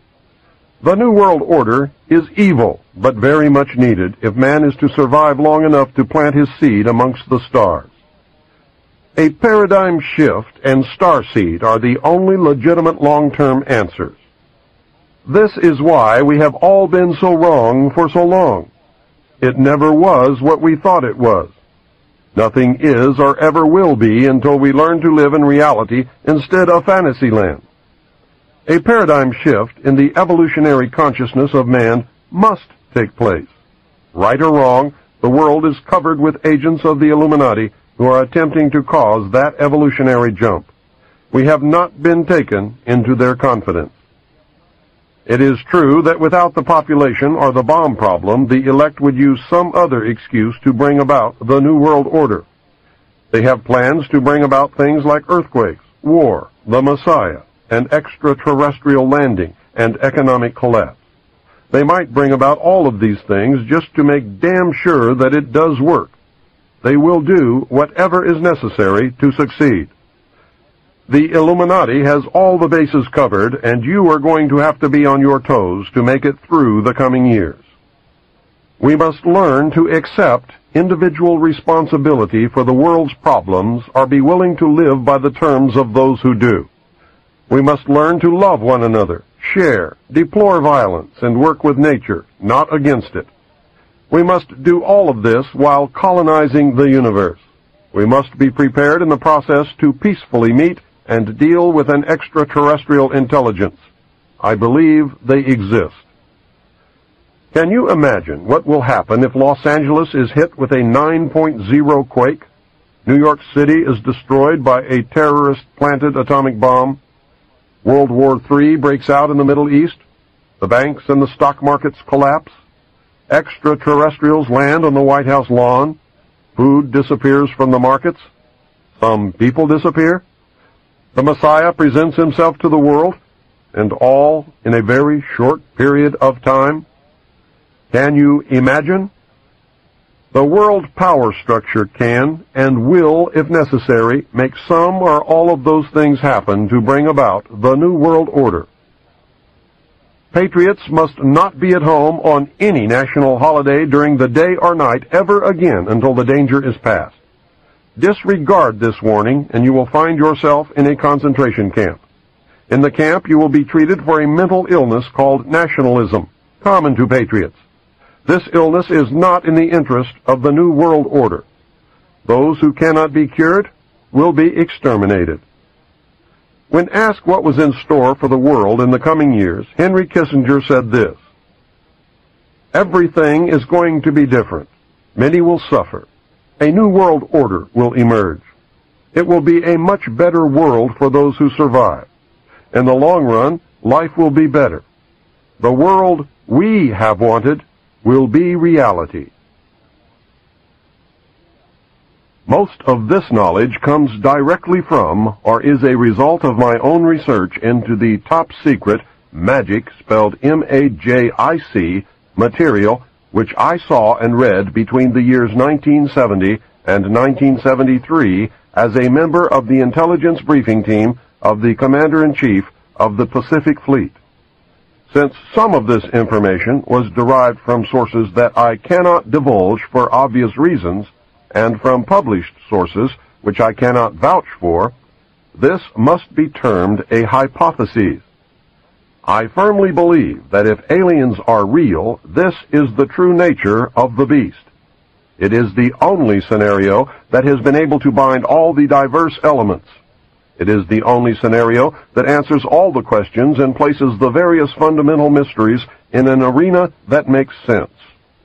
It is the only explanation which shows the chronology of events and demonstrates that the chronologies, when assembled, match perfectly. The bulk of this I believe to be true if the material that I viewed in the Navy is authentic. During the years following World War II, the government of the United States was confronted with a series of events which were to change beyond prediction its future, and with it the future of humanity. These events were so incredible that they defied belief. A stunned President Truman and his top military commanders found themselves virtually impotent after having just won the most devastating and costly war in history. The United States had developed, used, and was the only nation on Earth in possession of the atomic bomb. This new weapon had the potential to destroy any enemy, and even the Earth itself. At that time, the United States had the best economy, the most advanced technology, the highest standard of living, exerted the most influence, and fielded the largest and most powerful military forces in history. We can only imagine the confusion and concern when the informed elite of the United States government discovered that an alien spacecraft piloted by insect-like beings from a totally incomprehensible culture had crashed in the desert of New Mexico. Between January 1947 and December 1952, at least 16 crashed or downed alien craft, 65 alien bodies, and 1 live alien were recovered. An additional alien craft had exploded, and nothing was recovered from that incident. Of these events, 13 occurred within the borders of the United States, not including the craft which disintegrated in the air. Of these 13, 1 was in Arizona, 11 were in New Mexico, and 1 was in Nevada. 3 occurred in foreign countries. Of those, 1 was in Norway, and the last 2 were in Mexico. Sightings of UFOs were so numerous that serious investigation and debunking of each report became impossible, utilizing the existing intelligence assets. An alien craft was found on February the 13th, 1948, on a mesa near Aztec, New Mexico. Another craft was located on March 25th, 1948, in White Sands Proving Ground. It was 100 feet in diameter. A total of 17 alien bodies were recovered from those 2 craft. Of even greater significance was the discovery of a large number of human body parts stored within both of these vehicles. A demon had reared its head, and paranoia quickly took hold of everyone then in the know. The secret lid immediately became a top-secret lid and was screwed down tight. The security blanket was even tighter than that imposed upon the Manhattan Project. In the coming years, these events were to become the most closely guarded secrets in the history of the world. A special group of America's top scientists were organized under the name Project Sign in December 1947 to study the phenomenon.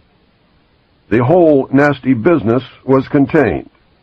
Project Sign evolved into Project Grudge in December 1948. A low-level collection and disinformation project named Blue Book was formed under Grudge. 16 volumes were to come out of Grudge. Blue teams were put together to recover the crashed discs and dead or live aliens. The blue teams were later to evolve into alpha teams under Project Pounce. During these early years, the United States Air Force and the Central Intelligence Agency exercised complete control over the alien secret. In fact, the CIA was formed by presidential executive order first as the Central Intelligence Group for the express purpose of dealing with the alien presence.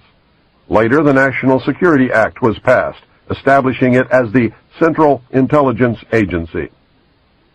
The National Security Council was established to oversee the intelligence community and especially the alien endeavor. A series of National Security Council memos and executive orders removed the CIA from the sole task of gathering foreign intelligence and slowly but thoroughly legalized direct action in the form of covert activities at home and abroad. On December 9, 1947, Truman approved issuance of NSC-4, entitled Coordination of Foreign Intelligence Information Measures, at the urging of Secretaries Marshall, Forrestal, Patterson, and the Director of the State Department's Policy Planning Staff, George Kennan.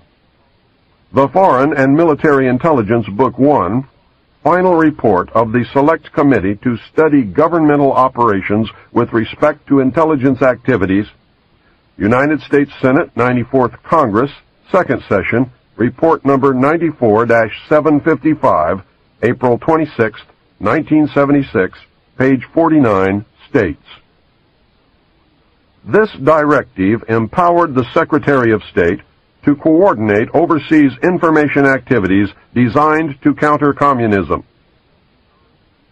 A top-secret annex to NSC-4, NSC-4 Alpha, instructed the Director of Central Intelligence to undertake covert psychological activities in pursuit of the aims set forth in NSC-4.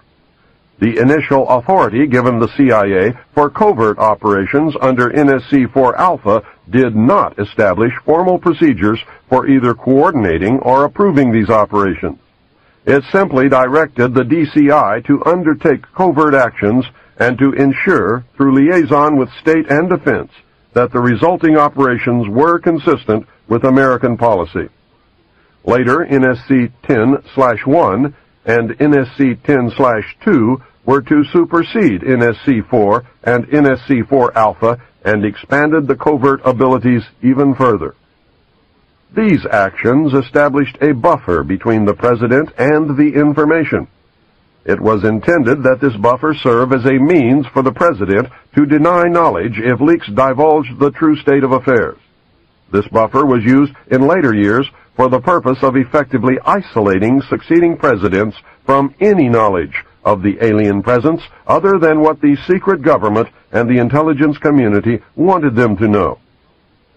Secretary of Defense James Forrestal objected to the secrecy. He was a very idealistic and religious man. He believed that the public should be told. James Forrestal was also one of the first known abductees. When he began to talk to leaders of the opposition party and leaders of the Congress about the alien problem, he was asked to resign by Truman. He expressed his fears to many people. Rightfully, he believed that he was being watched. This was interpreted by those who were ignorant of the facts as paranoia. Forrestal later was said to have suffered a mental breakdown. He was ordered to the mental ward of Bethesda Naval Hospital. In spite of the fact that the administration had no authority to have him committed, the order was carried out. In fact, it was feared that Forrestal would begin to talk again. He had to be isolated and discredited. His family and friends were denied permission to visit. Finally, on May 21, 1949, Forrestal's brother made a fateful decision. He notified authorities that he intended to remove James from Bethesda on May 22nd. Sometime in the early morning of May 22, 1949, agents of the Central Intelligence Agency tied a sheet around James Forrestal's neck, fastened the other end to a fixture in his room, then threw James Forrestal out the window. The sheet tore and he plummeted to his death. James Forrestal's secret diaries were confiscated by the CIA and were kept in the White House for many years. Due to public demand, the diaries were eventually rewritten and published in a sanitized version. The real diary information was later furnished by the CIA in book form to an agent who published the material as fiction. The name of the agent is Whitley Strieber, and the book is Majestic. James Forrestal became one of the first victims of the cover-up. The live alien that had been found wandering in the desert from the 1949 Roswell crash was named EB. The name had been suggested by Dr. Vannevar Bush and was short for Extraterrestrial Biological Entity. EB had a tendency to lie, and for over a year would give only the desired answer to questions asked. Those questions, which would have resulted in an undesirable answer, went unanswered. At some point during the second year of captivity, he began to open up. The information derived from EB was startling, to say the least. This compilation of his revelations became the foundation of what would later be called the Yellow Book. Photographs were taken of EB, which, among others, I was to view years later in Project Grudge. In late 1951, EB became ill. Medical personnel had been unable to determine the cause of EB's illness and had no background from which to draw. EB's system was chlorophyll-based, and he processed food into energy much the same as plants. Waste material was excreted the same as plants.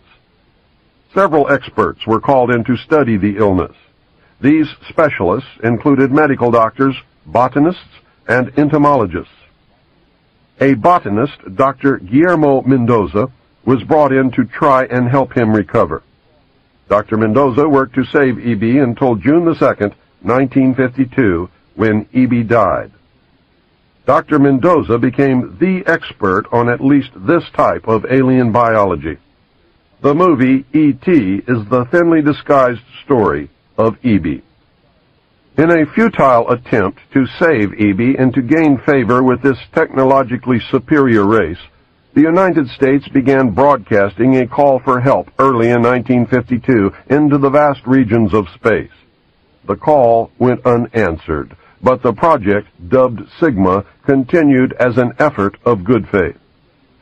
President Truman created the super-secret National Security Agency known as the NSA, by secret executive order on November 4, 1952. Its primary purpose was to decipher the alien communications, language, and establish a dialogue with the extraterrestrials. This most urgent task was a continuation of the earlier effort. The secondary purpose of the NSA was to monitor all communications and emissions from any and all electronic devices worldwide for the purpose of gathering intelligence, both human and alien, and to contain the secret of the alien presence. Project Sigma was successful. The NSA also maintains communications with the Luna base and other secret space programs. By executive order of the President, the NSA is exempt from all laws which do not specifically name the NSA in the text of the law as being subject to that law. That means that if the agency is not spelled out in the text of any and every law passed by the Congress, It is not subject to that or those laws. The NSA now performs many other duties, and in fact is the premier agency within the intelligence network. Today, the NSA receives approximately 75% of the monies allotted to the intelligence community. The old saying, "Where the money goes, therein the power resides," is true. The Director of Central Intelligence today is a figurehead maintained as a public ruse. The primary task of the NSA is still alien communications, but now includes other extraterrestrial projects as well. President Truman had been keeping our allies, including the Soviet Union, informed of the developing alien problem. This had been done in case the aliens turned out to be a threat to the human race. Plans were formulated to defend the Earth in case of invasion. Great difficulty was encountered in maintaining international secrecy. It was decided that an outside group was necessary to coordinate and control international efforts in order to hide the secret from the normal scrutiny of governments by the press. The result was the formation of a secret ruling body which became known as the Bilderberg Group. The group was formed and met for the first time in 1952. They were named after the first publicly known meeting place, the Bilderberg Hotel. That public meeting took place in 1954. They were nicknamed the Bilderbergers. The headquarters of this group is in The Hague.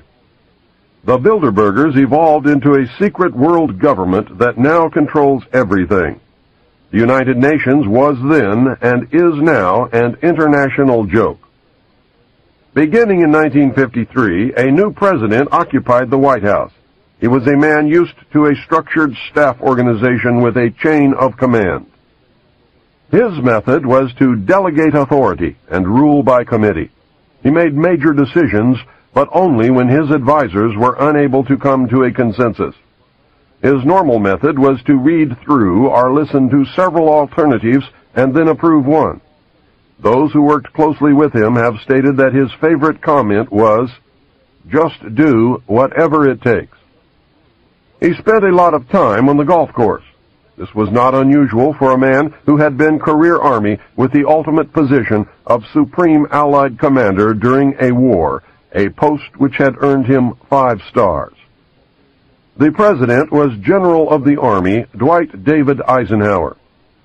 During his first year in office, 1953, at least 10 more crashed discs were recovered along with 26 dead and 4 live aliens.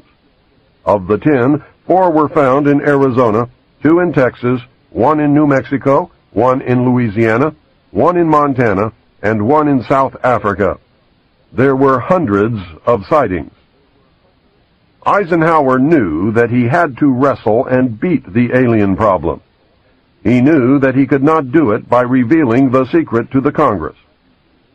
Early in 1953, the new president turned to his friend and fellow member of the Council on Foreign Relations, Nelson Rockefeller. Eisenhower and Rockefeller began planning the secret structure of alien task supervision, which was to become a reality within 1 year. The idea for MJ-12 was thus born. It was Nelson's uncle, Winthrop Aldrich, who had been crucial in convincing Eisenhower to run for president. The whole Rockefeller family, and with them, the Rockefeller empire, had solidly backed Ike. Eisenhower belonged heart and soul to the Council on Foreign Relations and the Rockefeller family. Asking Rockefeller for help with the alien problem was to be the biggest mistake Eisenhower ever made for the future of the United States and maybe for humanity. Within 1 week of Eisenhower's election, he had appointed Nelson Rockefeller chairman of a Presidential Advisory Committee on Government Organization. Rockefeller was responsible for planning the reorganization of the government, something he had dreamed of for many years. New Deal programs went into one single cabinet position called the Department of Health, Education, and Welfare. When the Congress approved the new cabinet position in April 1953, Nelson was named to the post of Undersecretary to Ovida Culp Hobby. In 1953, astronomers discovered large objects in space which were tracked moving toward the Earth. It was first believed that they were asteroids. Later evidence proved that the objects could only be spaceships. Project Sigma intercepted alien radio communications. When the objects reached the Earth, they took up a very high geosynchronous orbit around the equator. There were several huge ships, and their actual intent was unknown. Project Sigma and a new project, Plato, through radio communications using the computer binary language, were able to arrange a landing that resulted in face-to-face contact with alien beings from another planet. This landing took place in the desert. The movie Close Encounters of the Third Kind is a fictionalized version of the actual events. Project Plato was tasked with establishing diplomatic relations with this race of space aliens. A hostage was left with us as a pledge that they would return and formalize a treaty. In the meantime, a race of humanoid aliens landed at Homestead Air Force Base in Florida and successfully communicated with the United States government. This group warned us against the race orbiting the equator and offered to help us with our spiritual development. They demanded that we dismantle and destroy our nuclear weapons as the major condition. They refused to exchange technology, citing that we were spiritually unable to handle the technology we already possessed. These overtures were rejected on the grounds that it would be foolish to disarm in the face of such an uncertain future. There was no track record to read from. It may have been an unfortunate decision. A third landing at Muroc, now Edwards Air Force Base, took place in 1954. The base was closed for 3 days, and no one was allowed to enter or leave during that time. The historical event had been planned in advance. Details of a treaty had been agreed upon. Eisenhower arranged to be in Palm Springs on vacation. On the appointed day, the president was spirited to the base. The excuse was given to the press that he was visiting a dentist. Witnesses to the event have stated that 3 UFOs flew over the base and then landed. Anti-aircraft batteries were undergoing live-fire training, and the startled personnel actually fired at the crafts as they passed overhead. Luckily, the shells missed, and no one was injured. President Eisenhower met with the aliens on February the 20th, 1954, and a formal treaty between the alien nation and the United States of America was signed. We then received our first alien ambassador from outer space. He was the hostage that had been left at the first landing in the desert. His name and title was His Omnipotent Highness Krill. In the American tradition of disdain for royal titles, he was secretly called Original Hostage Krill. Shortly after this meeting, President Eisenhower suffered a heart attack. 4 others present at the meeting were Franklin Allen of the Hearst newspapers, Edwin Norse of Brookings Institute, Gerald Light of Metaphysical Research fame, and Catholic Bishop McIntyre of Los Angeles. Their reaction was judged as the microcosm of what the public reaction might be. Based upon this reaction, it was decided that the public could not be told. Later studies confirmed the decision as sound. An emotionally revealing letter written by Gerald Light spells it out in chilling detail. It reads, "My dear friend, I have just returned from Muroc. The report is true. Devastatingly true. I made the journey in company with Franklin Allen of the Hearst papers and Edwin Norse of Brookings Institute, who was Truman's erstwhile financial advisor, and Bishop McIntyre of Los Angeles. Keep these names confidential for the present, please. When we were allowed to enter the restricted section, after about 6 hours in which we were checked out on every possible item, event, incident, and aspect of our personal and public lives, I had the distinct feeling that the world had come to an end with fantastic realism. For I have never seen so many human beings in a state of complete collapse and confusion, as they realized that their own world had indeed ended with such finality as to beggar description. The reality of other plane aeroforms is now and forever removed from the realms of speculation and made a rather painful part of the consciousness of every responsible scientific and political group. During my 2 days visit, I saw 5 separate and distinct types of aircraft being studied and handled by our Air Force officials, with the assistance and permission of the Etherians. I have no words to express my reaction. It has finally happened.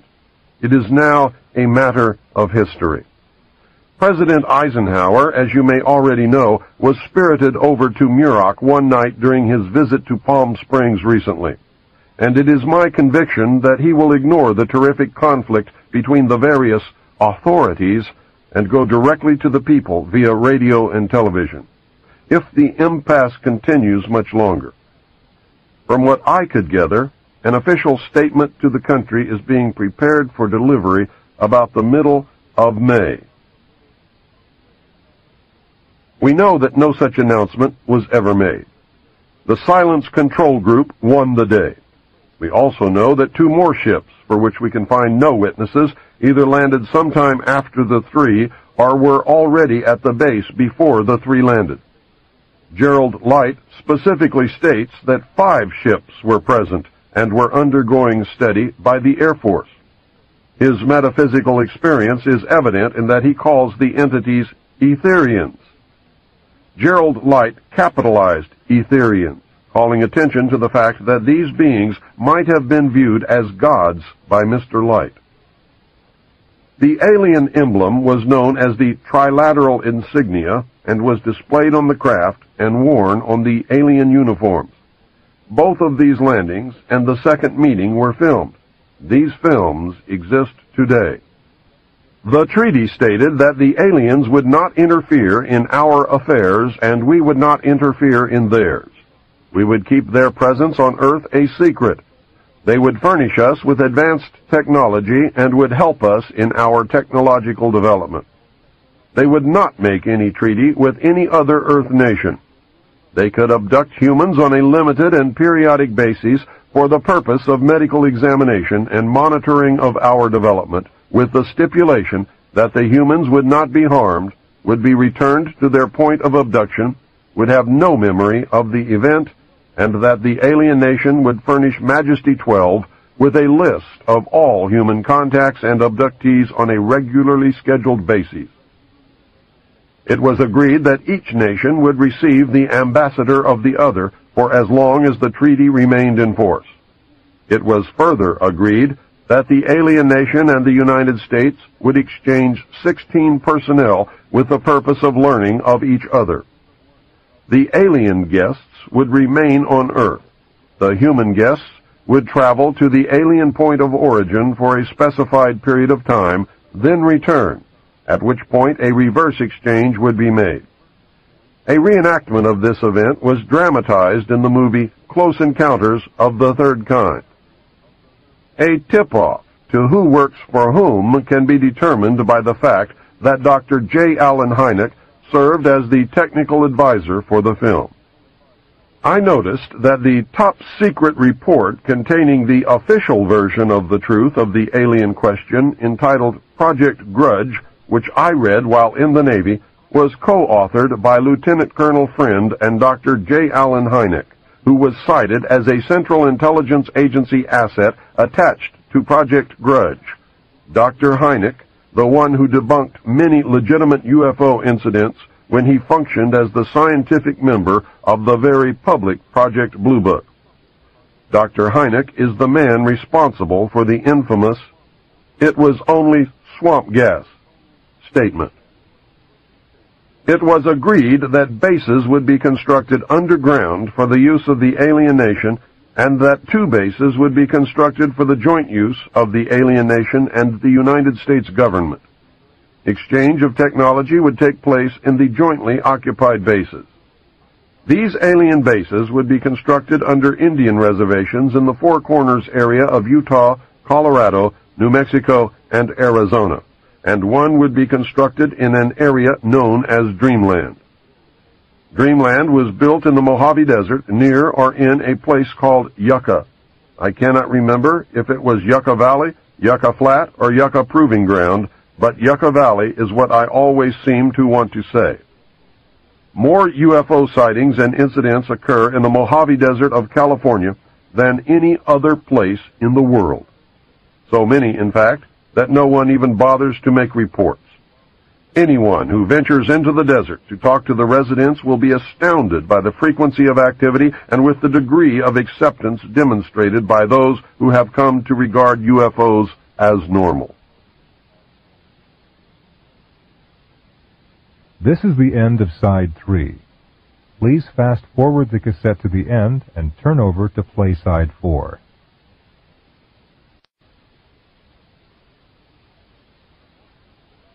According to the documents that I read, all alien areas are under complete control of the Naval Department. All personnel who work in these complexes receive their checks from the Navy through a subcontractor. The checks never make reference to the government or the Navy.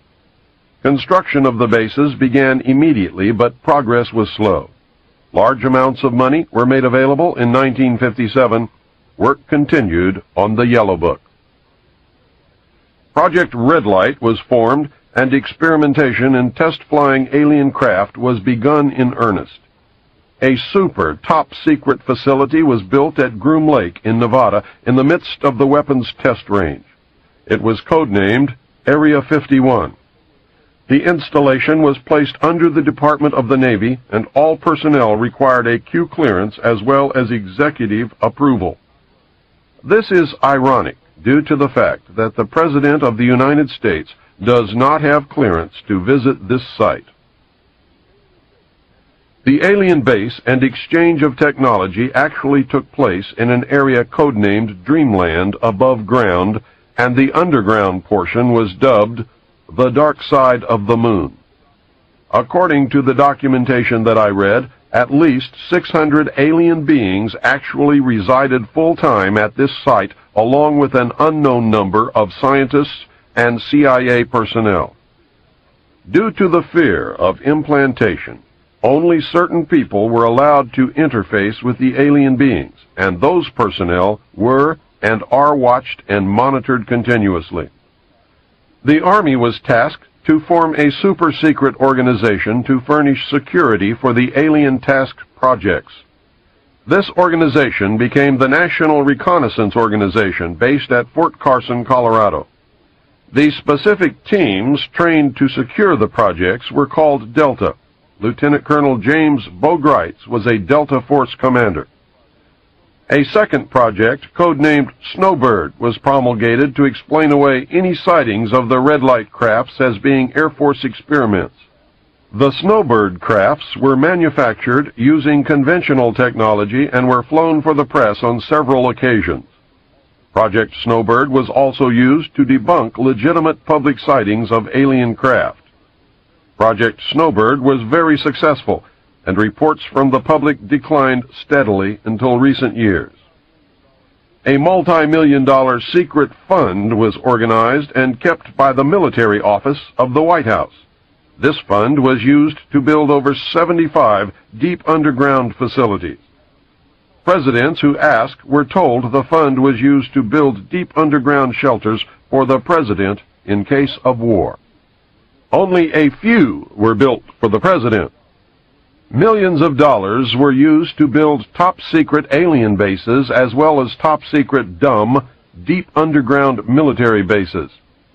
President Johnson used this fund to build a movie theater and pave the road on his ranch.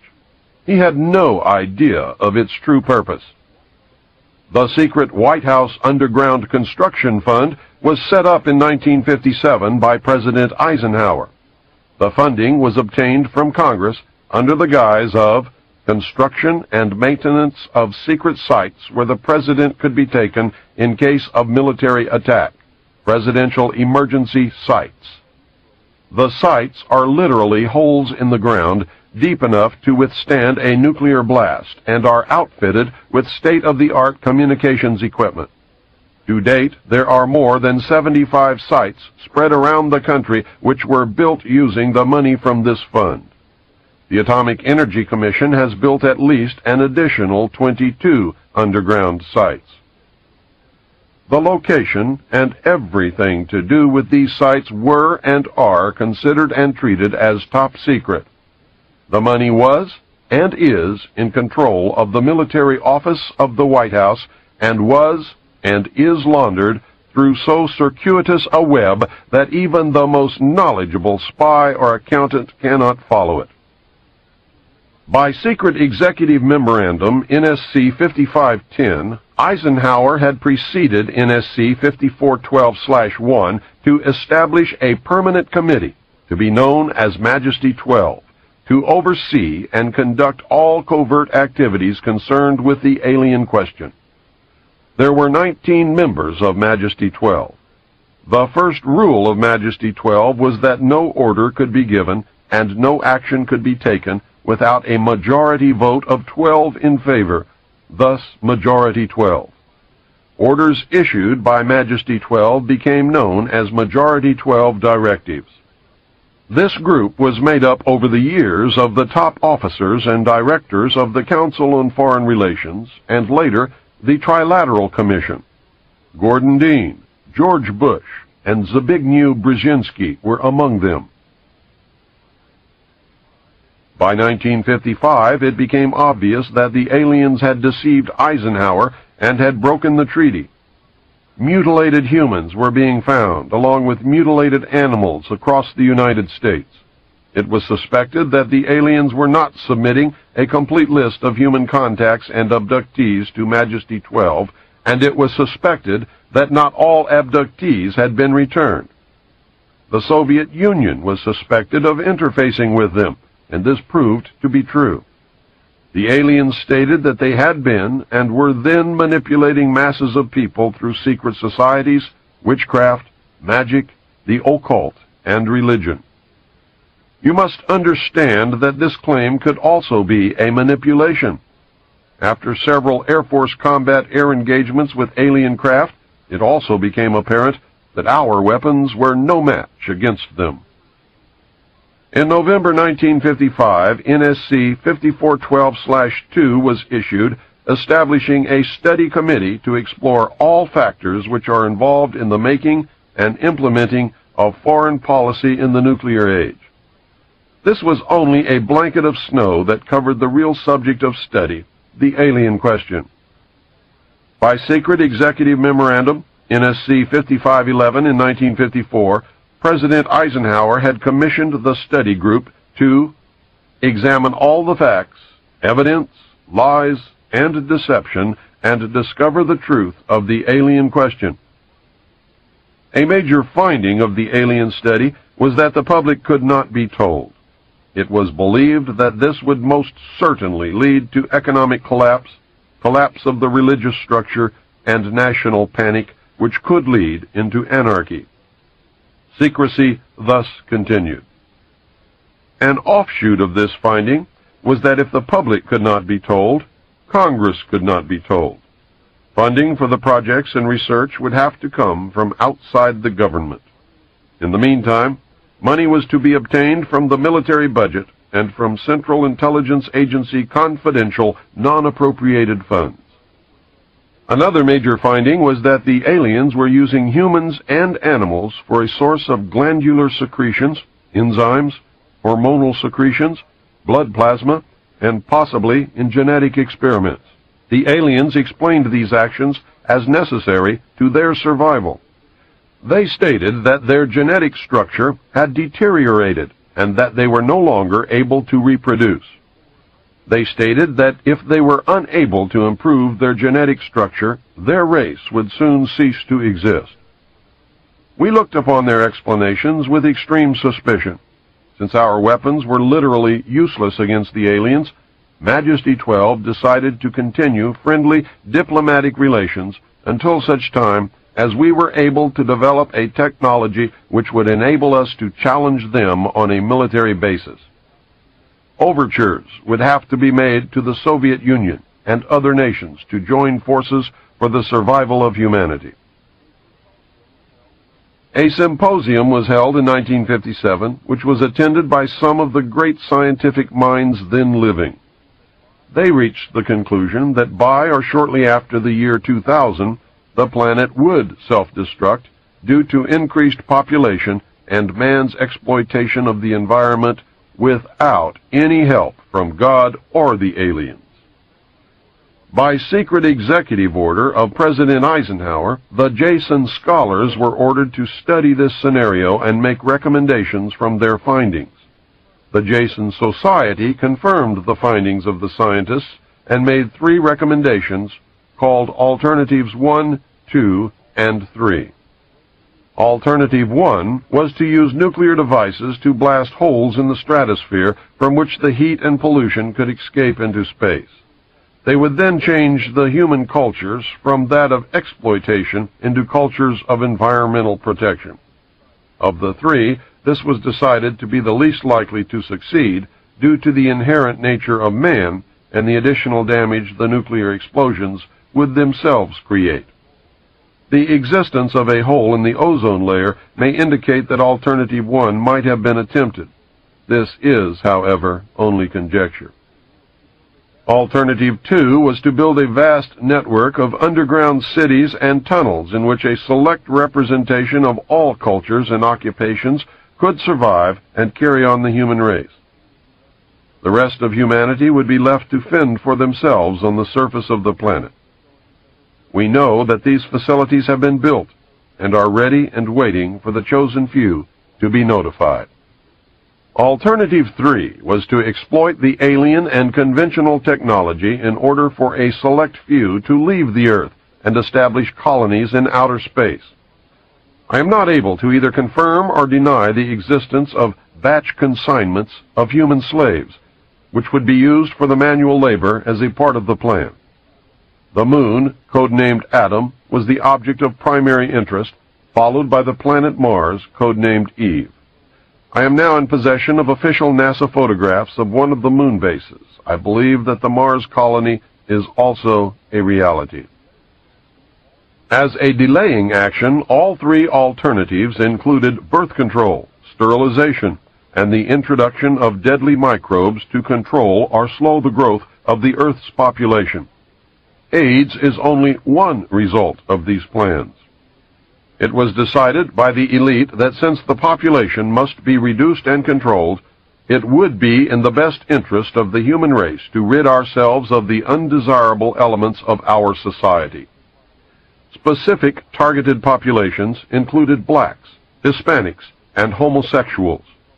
The joint United States and Soviet leadership dismissed Alternative 1, but ordered work to begin on Alternatives 2 and 3 virtually at the same time. In 1959, the Rand Corporation hosted a deep underground construction symposium. In the symposium report, machines are pictured and described which could bore a tunnel 45 feet in diameter at the rate of 5 feet per hour in 1959. It also displays pictures of huge tunnels and underground vaults containing what appeared to be complex facilities and possibly even cities. It appears that the previous 5 years of all-out underground construction had made significant progress by that time. The official space program was boosted by President Kennedy in his inaugural address when he mandated that the United States put a man on the moon before the end of the decade. Although innocent in its conception, this mandate enabled those in charge to funnel vast amounts of money into black projects and conceal the real space program from the American people. A similar program in the Soviet Union served the same purpose. In fact, a joint alien United States and Soviet Union base existed on the moon at the very moment Kennedy spoke the words. During the United States' initial space exploration and the moon landings, every launch was accompanied by alien craft. On November 20th, 1990, Los Angeles TV Channel 2 announced that a separate red, glowing, round-shaped object accompanied the space shuttle Atlantis on its latest classified military mission. That was the first public admission. A moon base, Luna, was photographed by the lunar orbiter and filmed by the Apollo astronauts. Domes, spires, tall round structures which look like silos, huge T-shaped mining vehicles that left stitch-like tracks in the lunar surface, and extremely large as well as small alien craft appear in the official NASA photographs. It is a joint United States and Soviet base. The space program is a farce and an unbelievable waste of money.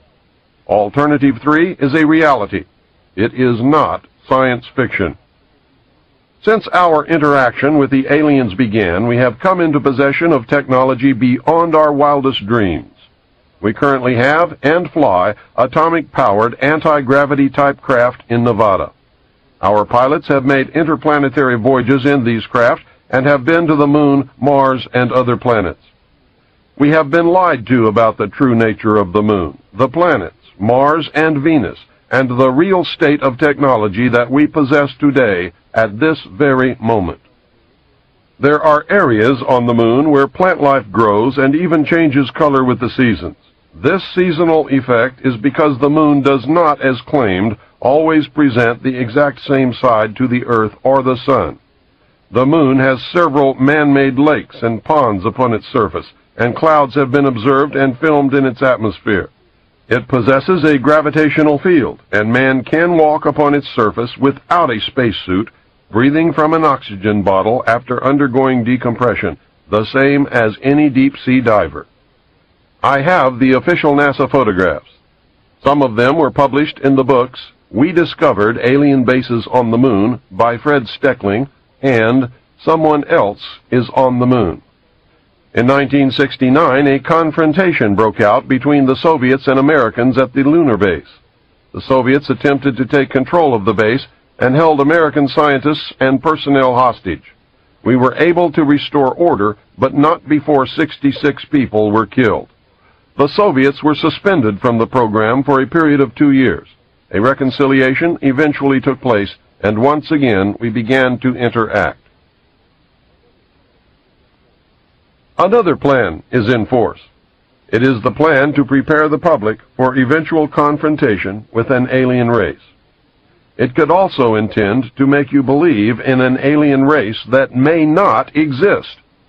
The public is being bombarded with movies, radio, advertising, and TV programs depicting almost every aspect of the purported true nature of an alien presence. This includes the good and the bad. Look around and pay attention. Someone is planning to make their presence known, and the government is preparing you for it. They do not want any panic. The unprecedented number of sightings worldwide indicates that public exposure is not far off. Never in history have there been so many incidents involving UFOs, and never in history have there been so many official acknowledgments. For many years, the secret government has been importing drugs and selling them to the people, mainly the poor and minorities. Social welfare programs were put into place to create a dependent, non-working element in our society. The government then began to remove these programs to force people into a criminal class that did not exist in the 50s and 60s. The government encouraged the manufacture and importation of military firearms for the criminals to use. This is intended to foster a feeling of insecurity, which would lead the American people to voluntarily disarm themselves by passing laws against firearms. Using drugs and hypnosis on mental patients in a process called Orion, the CIA inculcated the desire in these people to open fire on schoolyards and thus inflame the anti-gun lobby. This plan is well underway and so far is working perfectly. The middle class is begging the government to do away with the Second Amendment. The media will convince the American people that a state of anarchy exists within the major cities. When public opinion has been won to this idea, they intend to state that a terrorist group armed with a nuclear weapon has entered the United States and that they plan to detonate this device in one of our cities. The government will then suspend the Constitution and declare martial law. The secret alien army of implanted humans and all dissidents, which translates into anyone they choose, will be rounded up and placed in the 1-mile square concentration camps which already exist. Are the people whom they intend to place in these concentration camps destined to make up the reported batch consignments of slave labor needed by the space colonies?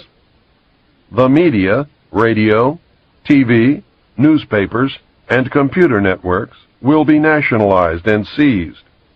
Anyone who resists will be taken or killed. This entire operation was rehearsed by the government and military in 1984 under the code name Rex 84 Alpha, and it went off without a hitch. When these events have transpired, the secret government and our alien takeover will be complete. Your freedom will never be returned, and you will live in slavery for the remainder of your life. You had better wake up, and you had better do it now. The conclusions are inescapable. 1. The secret power structure may believe that by our own ignorance or by divine decree, planet Earth will self-destruct sometime in the near future. These men sincerely believe that they are doing the right thing in their attempt to save the human race. It is terribly ironic that they have been forced to take as their partner an alien race which is itself engaged in a monumental struggle for survival. Many moral and legal compromises may have been made in this joint effort. These compromises were made in error and must be corrected. Those responsible should be brought to account for their actions. I can understand the fear and urgency that must have been instrumental in the decision not to tell the public. Obviously, I disagree with that decision. Throughout history, small but powerful groups of men have consistently felt that they alone were capable of deciding the fates of millions. Throughout history, they have been wrong. This great nation owes its very existence to the principles of freedom and democracy. I believe with all my heart that the United States of America cannot and will not succeed in any effort that ignores those principles. Full disclosure to the public should be made, and we should proceed to save the human race together. 2. We are being manipulated by a joint human alien power structure which will result in a one-world government and the partial enslavement of the human race. This has been deemed necessary to solve the elemental question: who will speak for planet Earth? It has been decided that man is not mature enough in his evolutionary development to be trusted to interact properly with an alien race. We already have enough trouble between the different human races. So what would happen if a totally alien extraterrestrial race was introduced? Would they be lynched, spit upon, or shot? Would discrimination result in nasty encounters that would doom humanity as a result of the aliens' obviously superior technology? Have our leaders decided to lock us in the playpen? The only way to prevent this scenario from taking place is to cause an evolutionary leap in consciousness, a paradigm shift for the entire human race. I have no idea how it can be done, but I know that it desperately needs to be done. It needs to be done very quickly and very quietly. 3. The government has been totally deceived, and we are being manipulated by an alien power, which will result in the total enslavement and/or destruction of the human race. We must use any and every means available to prevent this from happening. 4. If none of this is true, something else may be happening which is beyond our ability to understand at this moment. We must force disclosure of all of the facts, discover the truth, and act upon it. The situation in which we find ourselves is due to our own actions or inactions over the last 44 years. Because it is our own fault, we are the only ones who can change future events. Education seems to me to be a major part of the solution. The remaining part is the abolition of secrecy. And 5, there is always the possibility that I was used, that the whole alien scenario is the greatest hoax in history, designed to create an alien enemy from outer space in order to expedite the formation of a one-world government. I have found evidence that this could be true. Through ignorance or misplaced trust, we as a people have abdicated our role as the watchdog of our government. Our government was founded of the people, for the people, by the people. There was no mention or intent ever to abdicate our role and place our total trust in a handful of men who meet secretly to decide our fate. In fact, the structure of our government was designed to prevent that from ever happening. If we had done our jobs as citizens, we would never have reached this point. Most of us are completely ignorant as to even the most basic functions of our government. We have truly become a nation of sheep. And sheep are always eventually led to slaughter. It is time to stand up in the manner of our forefathers and walk like men. You must understand that, real or not, the purported presence of aliens have been used to neutralize certain widely different segments of the population. Don't worry, the benevolent Space Brothers will save you. It can also be used to fill the need for an extraterrestrial threat to justify the formation of a new world order. The aliens are eating us. The most important information that you need to determine your future actions is that this new world order calls for the destruction of the sovereignty of nations, including the United States. The new world order cannot and will not allow our Constitution to continue to exist. The new world order will be a totalitarian socialist system. We will be slaves shackled to a cashless system of economic control. If the documentation that I viewed while I was in naval intelligence is true, then what you have just heard is probably closer to the truth than anything ever spoken. If extraterrestrials are a hoax, then what you just heard is exactly what the Illuminati wants you to believe. I can assure you, beyond any shadow of a doubt, that even if aliens are not real, the technology is real. Anti-gravity craft exist, and human pilots fly them. I and millions of others have seen them. They are metal. They are machines. They come in different sizes and shapes. They are obviously, intelligently guided. Now, here is an interview with author William Cooper. So, Mr. Cooper, are there larger numbers of people all the time who are receptive to your message and who are thinking a little bit more deeply and critically about these fundamental issues of government and politics that perhaps they did not give as much thought to in the past? Oh, yes. In fact, I never dreamed that I would make such an impact. When I first began what I'm doing now, which was many years ago, I was lucky if I could travel 1,000 miles and collect 3 people in somebody's living room, none of whom, by the way, would help me pay for expenses or anything else, to sit down and listen to what I had to say. And I did this many times, travel all the way across the country, just to talk to 2 or 3 or 4 people in somebody's home, and put all the expenses myself. And now I can go to someplace like the Salt Dome in Salt Lake City and fill the place up with people who want to come and hear what I have to say. And I think the radio broadcast has had a lot to do with it. My book has certainly been the #1 underground book in the country for the last 8 or 9 years, and continues to be today.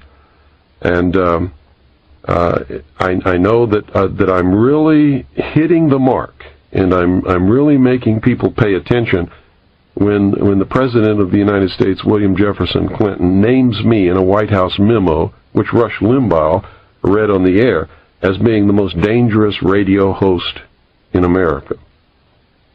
To me, that was the most tremendous compliment that I could ever receive. Was worth more than $50 million in my estimation. And if I don't ever do anything more than what I've accomplished, I certainly have accomplished quite a bit in the way of waking up the average American to stop believing everything that he's told or taught and start questioning and using his own mind for something other than to hold up the top of his head. And I think that's happening. I think people are beginning to question and think and arrive at their own conclusions today a lot more than they ever have in history. Trusting people is what got us in this situation. And the whole concept that imperfect man can rule other imperfect men, and it's going to turn out all right, is the most ludicrous proposition that I've ever heard in my life. I think there are a number of people that agree with what you say, who are aware of some of these facts. Again, the question to ask is, given that there may be ills and abuses on the part of the government today, what would be something that a person interested in seeing change could do? What sort of advice would you give somebody who wanted to have an effect for the better, who would want to influence events so that we would begin moving towards a change? There are only two possible avenues of change at the present time. One is civil war, which we are heading toward right now. We are rushing toward a civil war in this country. And I foresee that is probably the most reasonable expectation that we can see happening. Not that I want it to happen. Not that a civil war is reasonable. But it's the reasonable conclusion after looking at the whole picture. The other is that we could somehow really educate the vast majority of what I call the American sheeple. These are people who are ignorant. Ignorant is not a bad word. It just means that they're without knowledge. If we could educate them and get them to understand that it is more important to stand up now and take a personal risk and educate other people and say that this has all got to stop, and be able to select our own candidates and make sure they get elected no matter what the press or the television or anybody else tells us about them. Put them in office, people who will support, protect, and defend the Constitution, like the liars and the charlatans who are in office now swear to do when they take their oath of office, but don't at all. Don't even attempt it. In fact, if you could get the people to do that, then there might be a possibility of a political, peaceful solution. But I can tell you right there that that's not going to happen.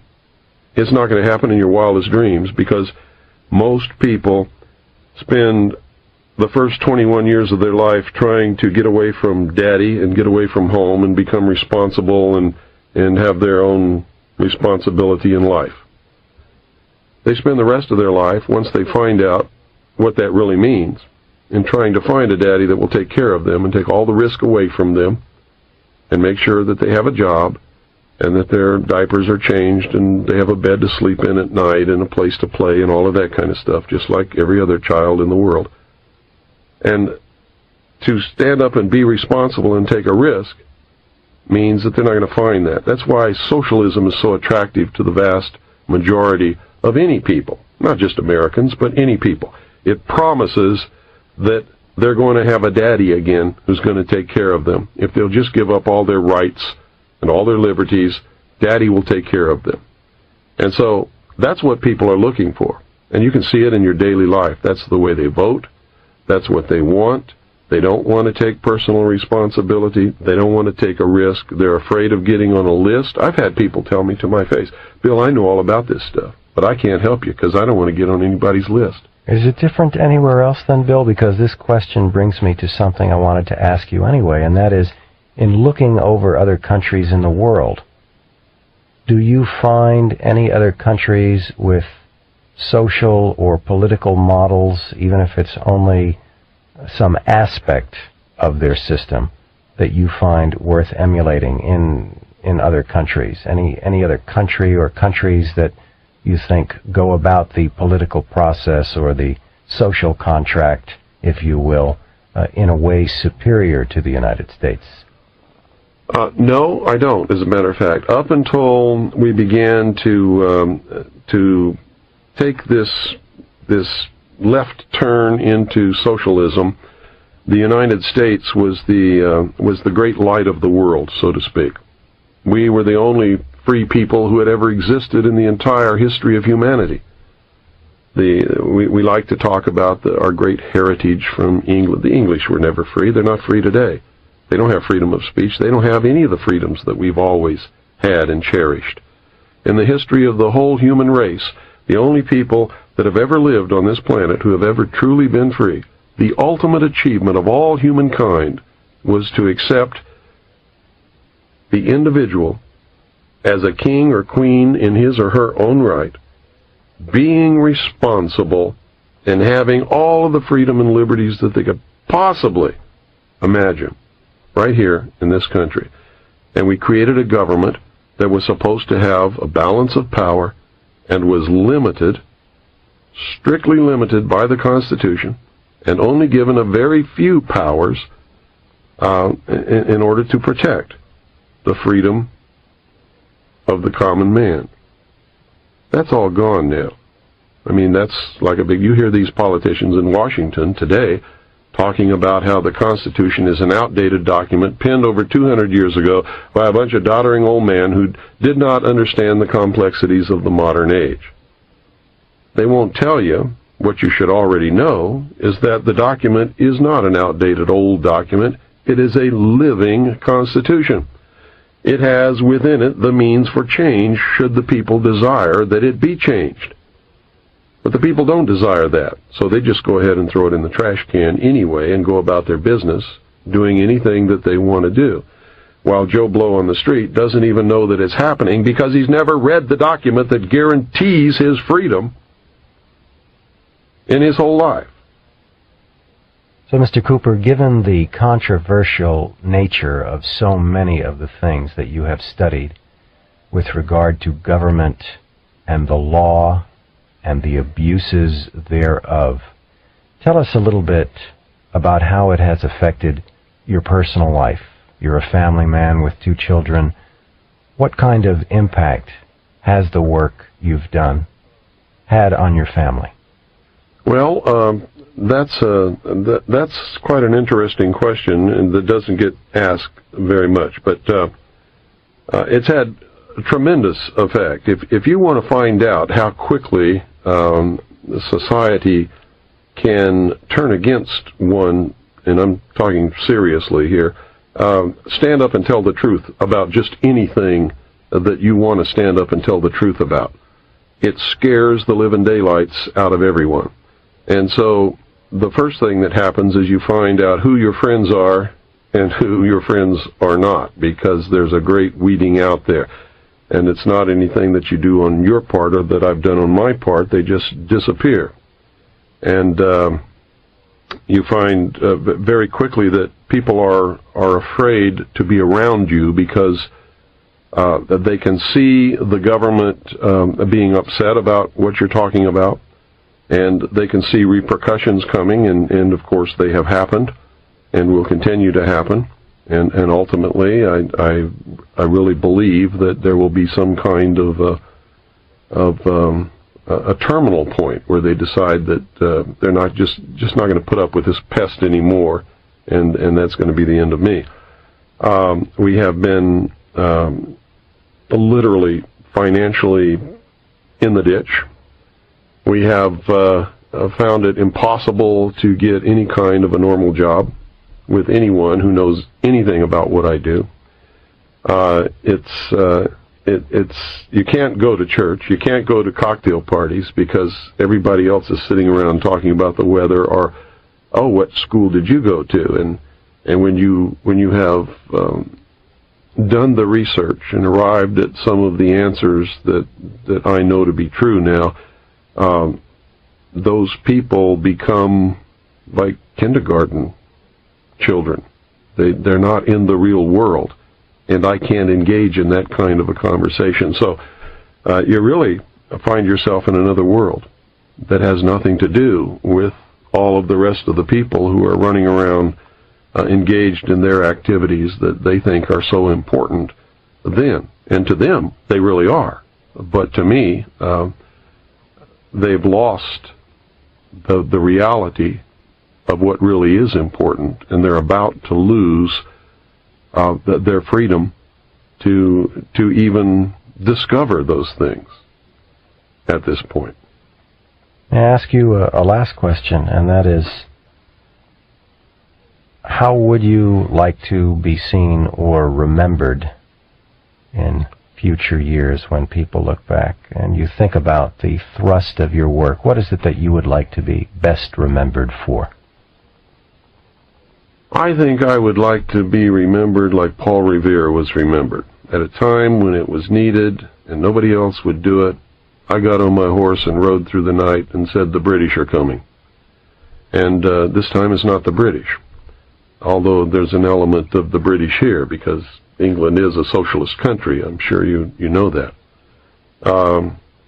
That's all. I'm not looking for any fame or any fortune. You certainly don't get rich doing what I'm doing. And infamous is probably the real word that describes what happens to you as far as public recognition in a world where political correctness is the theme of the day.